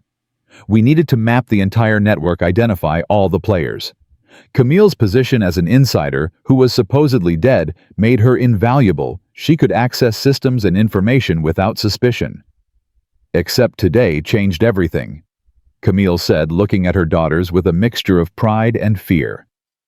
"What you did at the airport, standing up to them, refusing to be silenced, it forced the cartel's hand. They had to accelerate their timeline, make moves they weren't ready for. The arrests at the airport were just the beginning. Right now, federal agents are executing warrants in 12 states. Zara's phone buzzed. Her father's face appeared on the screen, a FaceTime call from his plane. She answered with trembling fingers. "Daddy!" Victor's face filled the screen, haggard with exhaustion and worry. Behind him, she could see the interior of his private jet, not a skyline aircraft, she noticed. "Are you safe? Both of you?" "We're safe." Yolanda leaned into frame. "Dad, there's something—" "I know." Victor interrupted, his voice thick with emotion. "Matthews told me. She's alive. Camille is alive." The pain in his voice was almost unbearable. 3 years of grief, of raising their daughters alone, of visiting a grave that held a stranger, all of it was written in the lines of his face. "Can I see her?" he asked, his voice breaking like a child's. Zara turned the phone toward their mother. For a moment, husband and wife just stared at each other across 3 years and thousands of miles of separation. Then Victor made a sound, half sob, half laugh, that conveyed more than words ever could. "Camille?" he whispered. "My God, Camille." "I'm sorry," she said, reaching toward the screen as if she could touch him through it. "Victor, I'm so sorry. They said it was the only way to keep you safe, to keep the girls safe." "The girls?" Victor said, his executive composure reasserting itself. "Are they really safe? The people who did this are being arrested as we speak." Matthews cut in, moving into frame. "Mr. Whitmore, I need you to understand something. Your company was infiltrated at the highest levels. The discrimination your daughters face today wasn't random. It was part of a pattern designed to distract from criminal operations. But their courage in standing up to it has given us the opening we needed." "My daughters," Victor said with fierce pride. "They get that from their mother. Never backing down, even when the cost is everything." Before anyone could respond, Matthew's radio erupted with urgent chatter. Her face went pale as she listened. "We have a problem," she announced. "Tom Morrison escaped custody during transfer. He's in the wind and—" She paused, listening to her earpiece. "He's made contact with cartel leadership. They're mobilizing." "Mobilizing for what?" Simone asked. "Damage control. They're trying to destroy evidence, eliminate witnesses." Matthews looked directly at the twins. "You two are at the top of their list. You exposed their operation, and worse, you did it publicly. They can't let that stand." The house suddenly felt less like a safe haven and more like a target. Camille stood, her lawyer's mind shifting into strategic mode. "We need to go fully public," she said. "If they want to silence us, we make ourselves too visible to touch. Press conference live stream, something that puts us in front of so many eyes that harming us would only confirm everything we're saying." "Absolutely not," Matthews protested. "That's like painting a target on your backs." "There's already a target," Camille countered. "At least this way we control the narrative." While they debated, Zara noticed something on the television that had been playing silently in the corner. She grabbed the remote and turned up the volume. Extraordinary scenes from Miami Executive Airport, where what started as a discrimination incident has evolved into one of the largest federal raids in aviation history. We go now to our reporter on the scene. The screen showed the airport in chaos. Federal agents were everywhere. Crime scene tape blocked off entire terminals, and employees were being led out in handcuffs by the dozen. But what caught everyone's attention was the reporter's next words. "We've just received word that Tom Morrison, the former regional director who was arrested earlier today, has released a statement through his lawyer claiming that the Whitmore family was complicit in the drug trafficking operation and that today's events were a planned distraction from their own criminal activities." That lying son of a Victor's curse from the phone was cut off as the reporter continued. Morrison claims to have documentation proving that Victor Whitmore knowingly allowed the cartel to use Skyline's routes in exchange for expansion capital. He also alleges that the discrimination incident this morning was staged to provide cover for the family's involvement. The room erupted. Simone was on her phone immediately calling contacts at the airline. Matthews was coordinating with her team. But the twins sat frozen, watching their family's reputation being destroyed in real time. "We have to respond," Yolanda said. "Now, before this narrative takes hold." "With what?" Zara asked. "Our word against his. He's managed to flip the entire story." That's when Camille smiled a sharp, dangerous expression her daughters had never seen before. "He just made a fatal mistake. He claims to have documentation." "Well, so do I." She pulled out a phone the twins hadn't seen before, one that had presumably been with her through 3 years of hiding. Her fingers flew across the screen, pulling up file after file. Every email Morrison sent, every falsified manifest, every communication with the cartel, audio recordings of him discussing murder, my murder. 3 years of evidence that I've been protecting, waiting for the right moment. "You recorded him?" Matthews asked, impressed, despite herself. "I recorded everyone," Camille replied. "When you're supposed to be dead, people say things around your accounts and access points that they'd never say otherwise. They kept my corporate login active for 6 months, thinking it would look suspicious to deactivate it too quickly. 6 months of them using my supposed death as cover for their crimes." She connected the phone to the television, and suddenly the screen filled with documents, emails, recorded conversations. Morrison's voice, clear and unmistakable, discussing drug shipments, planning the harassment of minority passengers as distraction, and most damningly laughing about how the grieving widower won't notice a thing. "Send it all," Zara said firmly. "Every news outlet, every social media platform. Let him try to claim we're criminals when his own voice is confessing to everything." "It's not that simple," Matthews warned. "This is evidence in a federal case. We can't just watch me." Camille interrupted, her fingers already moving. "My daughter's reputations are being destroyed. My husband is being accused of crimes that could ruin him. The truth needs to be out there now, not after months of legal proceedings." Before Matthews could stop her, Camille hit send. Within seconds, news alerts began pinging on everyone's phones. The evidence was out there, spreading across the internet like wildfire. The television screen split, showing a news anchor looking stunned. "We're receiving breaking news. Massive document dumps appearing on multiple platforms, allegedly proving Tom Morrison's involvement in drug trafficking and murder conspiracy. We're working to verify. Wait, we're getting word that one of these recordings mentions the murder of Camille Whitmore, but she supposedly died in a car accident 3 years ago." "No turning back now," Agent Matthews said grimly. "We need to make a statement before this spirals further out of control." Victor's voice came through the phone, strong and decisive. "I'm 40 minutes out. Set up a press conference at the federal building. Full transparency. We tell them everything." "Sir, that's not advisable," Matthews began. "Agent Matthews," Victor interrupted.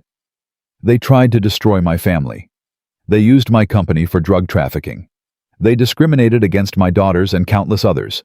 They supposedly killed my wife. The time for advisable is over. Now it's time for the truth." As they prepared to leave the safe house, Zara pulled her sister aside. "Are you ready for this? Once we go public, really public, there's no going back to normal." Yolanda looked around the safe house at their mother, returned from the dead, at federal agents coordinating their safety, at their father on a screen racing back to them, and laughed. Normal, Zara. We were never normal. We were just pretending, trying to fit into spaces that were never designed for us. Maybe it's time to stop pretending. The convoy formed again, this time larger, with more federal vehicles and even a helicopter overhead. As they drove through Miami's streets, the twins could see people on sidewalks looking at their phones, watching the news, beginning to understand the magnitude of what had been exposed. "You know what the ironic part is," Camille said softly, sitting between her daughters. "If they'd just let you get on that plane this morning, none of this would have happened." Their racism was so reflexive, so automatic, that they couldn't help themselves even when it meant protecting their criminal enterprise. "Hatred makes people stupid," Simone observed from the front seat. "It blinds them to their own self-interest." The federal building came into view, surrounded by what looked like every news van in Florida. The story had gone from local interest to national news to international scandal in a matter of hours. Protesters had already begun gathering, some supporting the Whitmores, others demanding accountability for the grounded flights and disrupted travel. As their vehicle pulled into the secured area, Agent Matthews received another urgent call. Her face went through several expressions before settling on grim determination. "Morrison's been spotted," she announced. "He's trying to board a private jet in Fort Lauderdale. But here's the interesting part. The jet belongs to Senator Richard Hawley." Everyone in the vehicle knew that name. Hawley was on the Senate Aviation Subcommittee, a powerful voice in airline regulation, and apparently someone with much deeper connections to this conspiracy than anyone had suspected. "How deep does this go?" Zara asked, though she wasn't sure she wanted to know the answer. "We're about to find out," Matthews replied.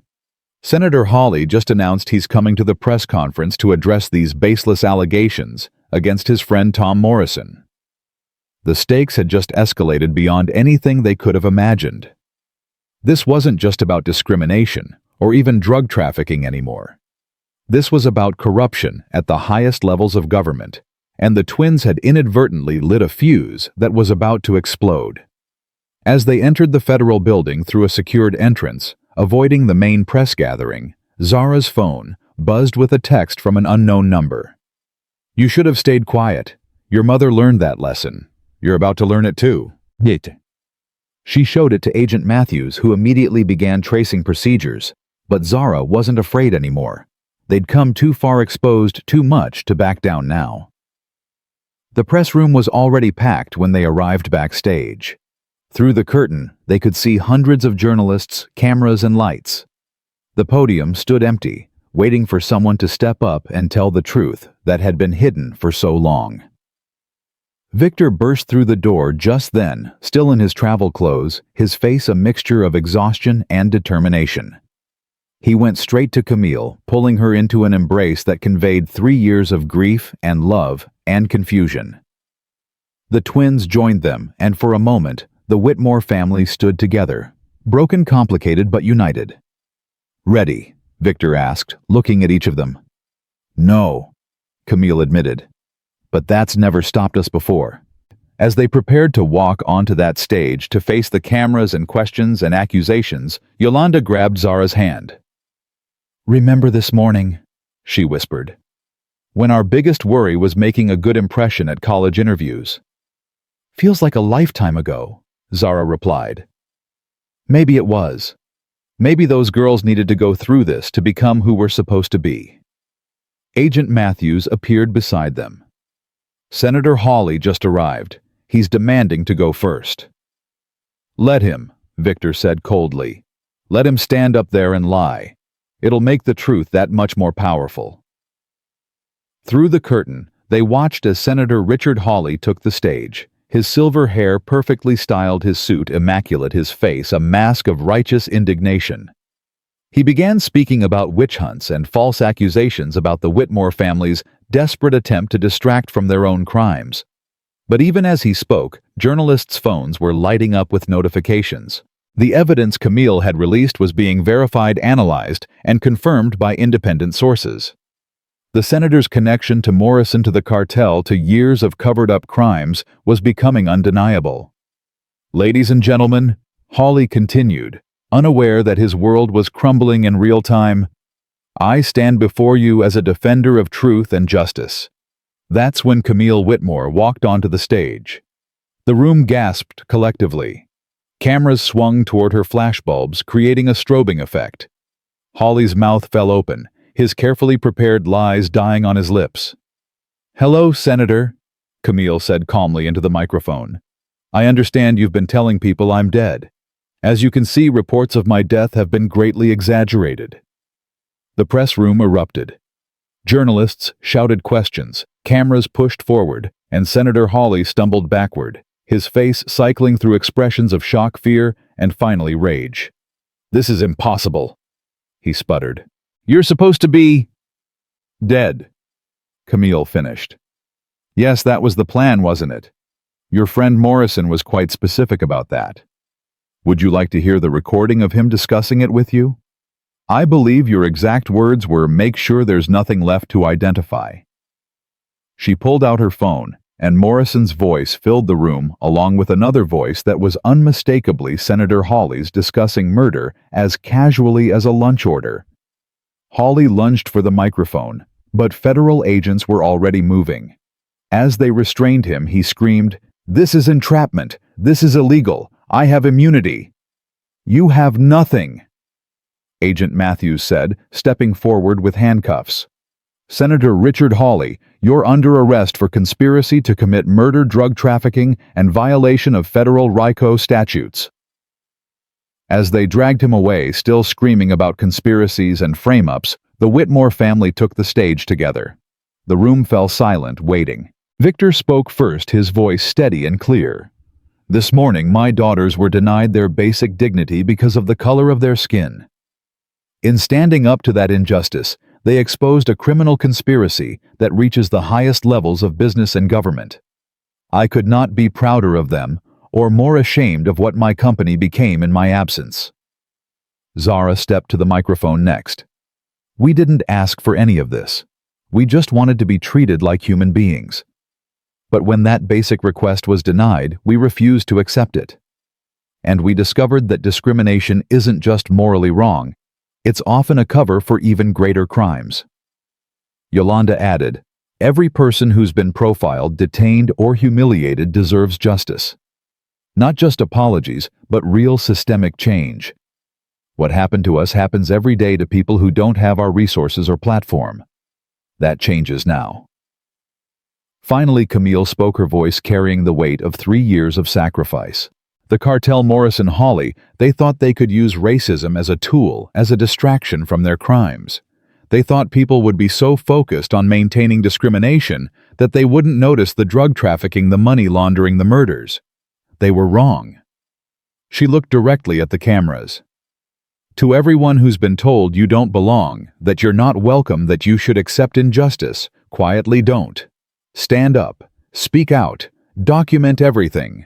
The system that oppresses you is often hiding something much worse."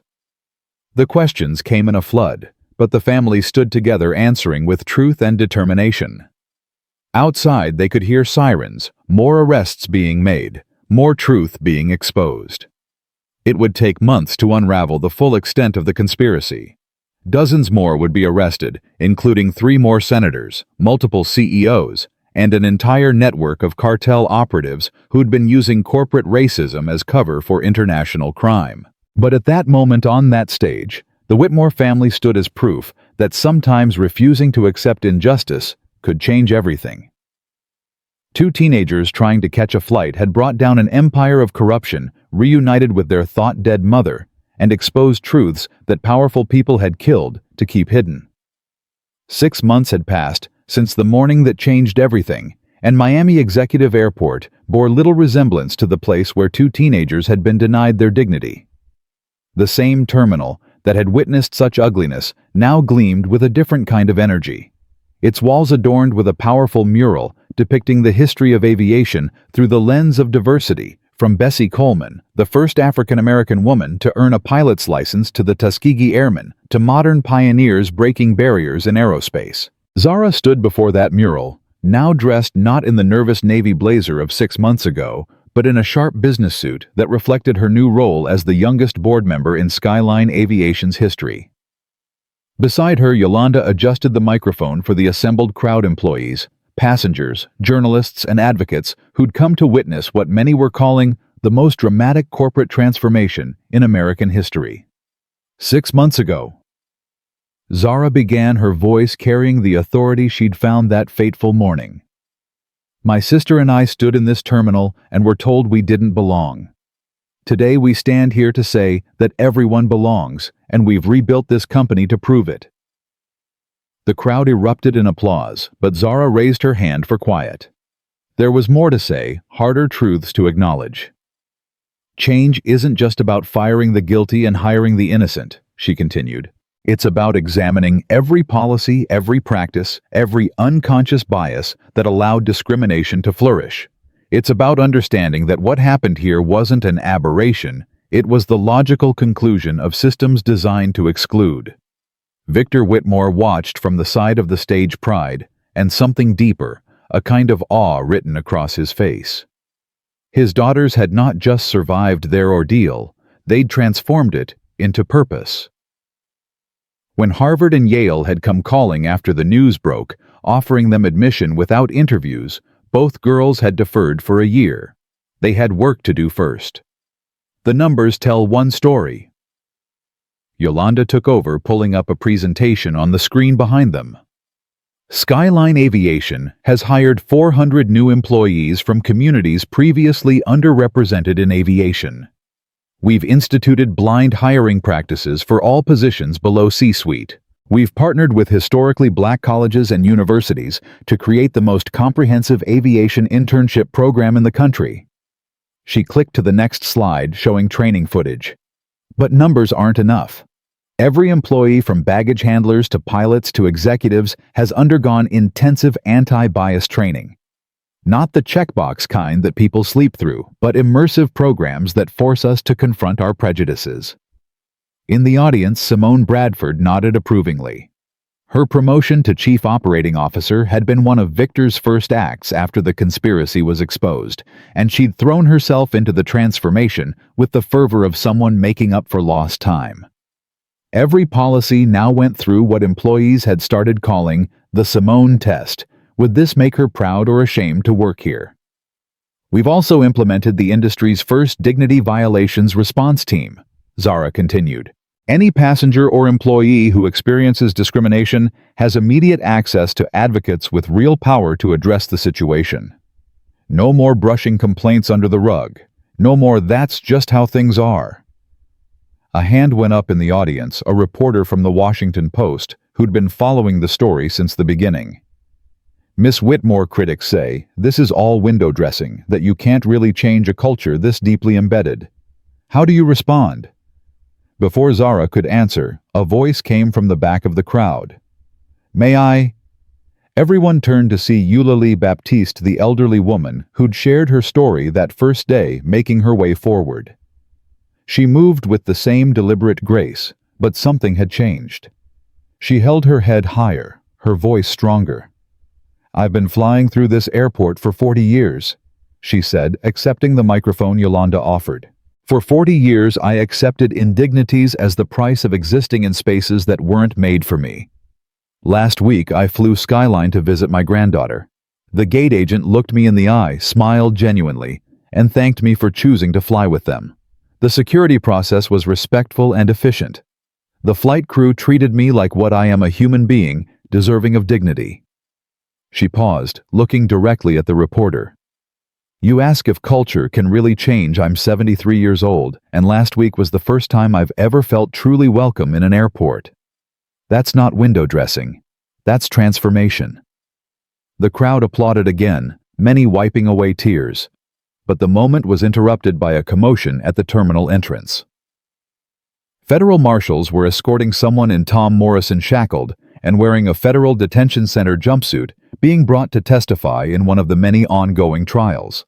The crowd fell silent as he was led past, his eyes finding the Whitmore family on stage.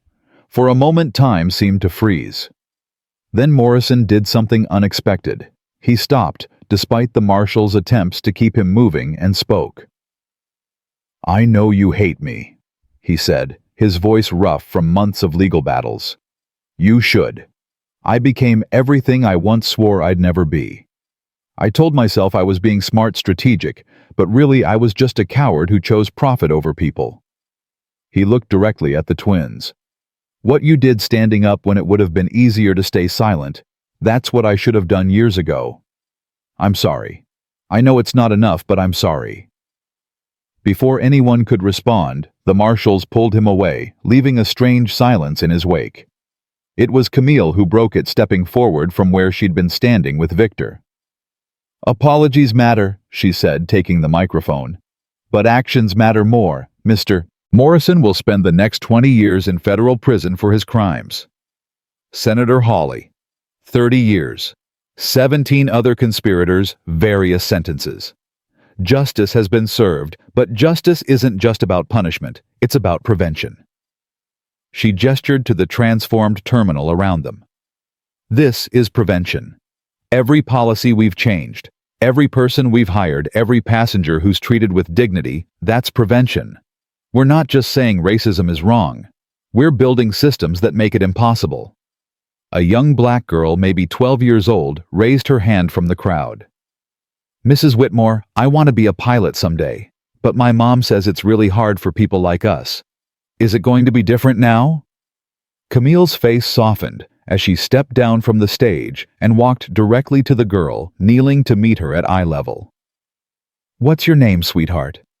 "Jasmine," the girl replied, suddenly shy, with all eyes on her. "Well, Jasmine, let me tell you something. Yes, it's been hard for people like us, but that's changing, and it's changing because people like you dare to dream of being pilots." Camille stood and addressed the crowd. "Jasmine, would you and your mother like to come with us? We have something to show you." Intrigued, the girl and her mother followed as the Whitmore family led the crowd through the terminal to a newly constructed wing. As they walked, Yolanda explained what they were about to see. 6 months ago, we discovered that less than 2% of commercial pilots are black women.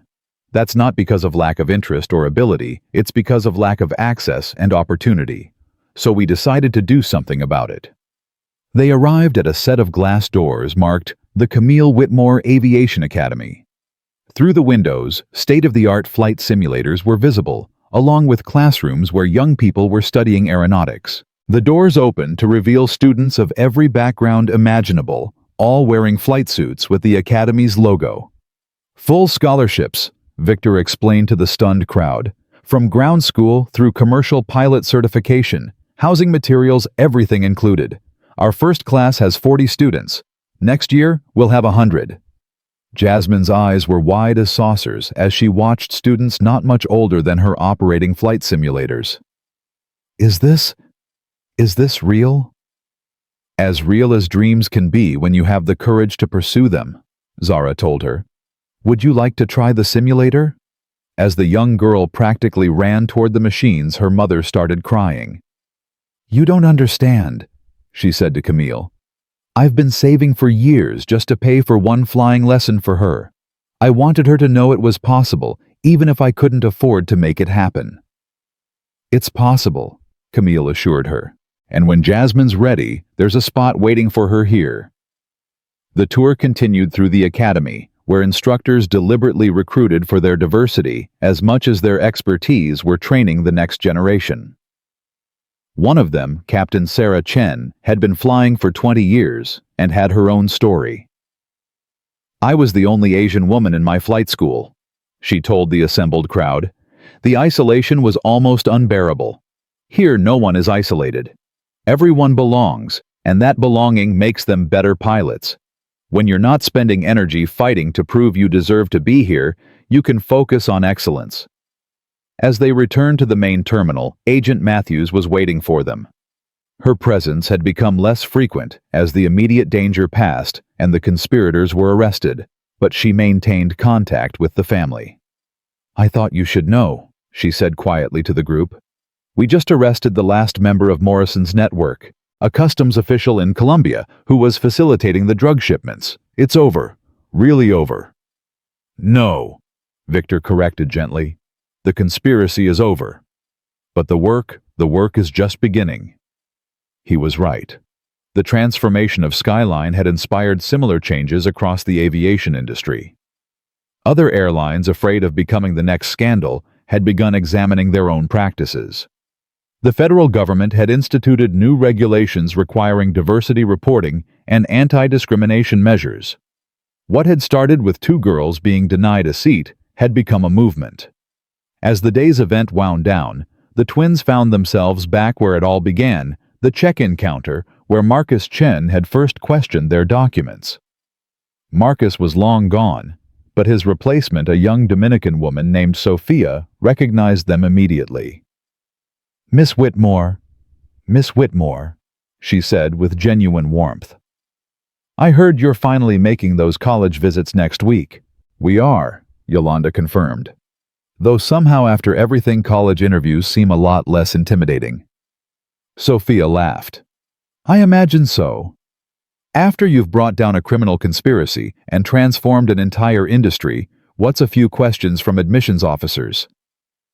As they talked, Zara noticed something, or rather didn't notice something. The suspicious glances, the subtle tension, the constant awareness of being watched and judged that had characterized airports for her entire life. It was gone. Not completely. Perhaps never completely, but enough that she could simply exist in the space without armor. "You know what's strange?" she said to Yolanda as they walked through the terminal. Their courage had transformed. "I'm almost grateful it happened. Not for the pain or the humiliation, but for what came after, for what we were able to build from it." "Mom always said," Yolanda replied, "that dignity isn't negotiable. But I think she was only half right. Dignity isn't negotiable, but it is teachable. We taught them that our dignity matters, and now they're teaching others." They passed the Sky Lounge Cafe, completely renovated and under new management. The barista who'd refused them service was gone, but her story had become part of the company's training materials. A cautionary tale of how small acts of discrimination contribute to larger systems of oppression. The new manager, a Cuban-American man named Carlos, saw them and immediately came over. "On the house," he said, offering them perfectly crafted lattes with intricate foam art. "It's the least we can do." "You don't owe us anything," Zara protested. "No," Carlos replied seriously. "We owe everyone who was ever made to feel unwelcome here. You're just the ones who made us pay that debt." As they sipped their coffee, hot full crafted with care, the twins reflected on the morning 6 months ago, when they'd been offered vending machine coffee instead of service. The contrast was more than symbolic. It was proof that systems could change, that people could change, when forced to confront the consequences of their prejudice. Their parents found them there, Camille and Victor, walking hand in hand, still marveling at being together after 3 years of forced separation. The family reuniting had been its own journey of healing, of learning to be whole again, after being fractured by forces beyond their control. "Ready to go home?" Victor asked. Home had changed too. They'd moved from their old house, too many memories of grief and loss embedded in its walls. The new place was filled with light and possibility, with a room that served as a command center for their ongoing advocacy work. As they prepared to leave, one more person approached Patricia Hawthorne. She'd been banned from aviation work, but had somehow talked her way into the terminal for this event. She looked different, older, humbled, wearing simple clothes instead of her power suits. Security started to move toward her, but Zara raised a hand to stop them. "Let her speak." Patricia's hands trembled as she pulled out an envelope. "I've been going to therapy," she said without preamble, "trying to understand how I became someone who could treat children the way I treated you. This is a letter, an apology, but more than that. It's a commitment to spending whatever time I have left trying to undo the damage I've done." She handed the envelope to the twins, then looked at Camille. "Your daughter's courage saved me from myself. I know that sounds dramatic, but it's true. I was so lost in the system, so convinced that maintaining it was the same as doing my job well. They showed me what I'd become." Without waiting for a response, she turned and left her shoulders straighter than they'd been in months. The twins looked at the envelope, but didn't open it. That would be for later in private, when they could process yet another layer of this complex story. As the Whitmore family finally left the terminal, the afternoon sun was beginning to set, painting the sky in shades of gold and pink. The same planes that had been grounded 6 months ago were taking off and landing, but now they carried a different promise that everyone who boarded them would be treated with the dignity they deserved. "You know," Camille said as they walked toward their car, "when I was in witness protection, I used to dream about the girls you'd become. I imagined you graduating, getting married, having careers. But I never imagined this. I never imagined you'd become revolutionaries." "We're not revolutionaries," Yolanda protested. "We just refuse to accept something that shouldn't have been acceptable." "That," Victor said, putting his arms around his daughters, "is the definition of revolutionary." A year later, almost to the day, the twins stood in the same terminal again. But this time, everything was different.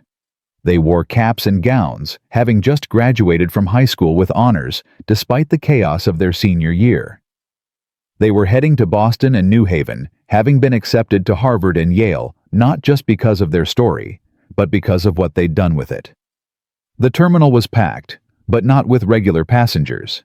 These were graduates of the first class of the Camille Whitmore Aviation Academy, about to take their first solo flights. The youngest was 18, the oldest 56, all united by dreams that had been deferred but not destroyed. Jasmine was there too, not old enough to enroll yet, but serving as the Academy's unofficial mascot. Her enthusiasm infectious as she watched the pilots she'd come to idolize prepare for their moment. 2 years ago, Zara addressed the crowd, her voice strong and clear. This terminal was a place of humiliation and discrimination. Today, it's a launchpad for dreams. That transformation didn't happen because of policy changes or corporate restructuring. It happened because people decided that dignity was indeed non-negotiable. As she spoke, the first graduate took off the plane, rising into the clear Florida sky. Then another, and another, until the air was filled with the sound of dreams taking flight. Yolanda stepped forward to join her sister. "We learned something important through all of this. Discrimination isn't just morally wrong, it's expensive. It costs companies talent, innovation, and integrity. It costs society progress and justice. And ultimately, as Morrison and Hawley learned, it costs perpetrators everything." The crowd applauded, but the twins weren't finished. They had one more announcement, one they'd been planning for months. The Whitmore Foundation, Camille announced, stepping forward, is launching nationally.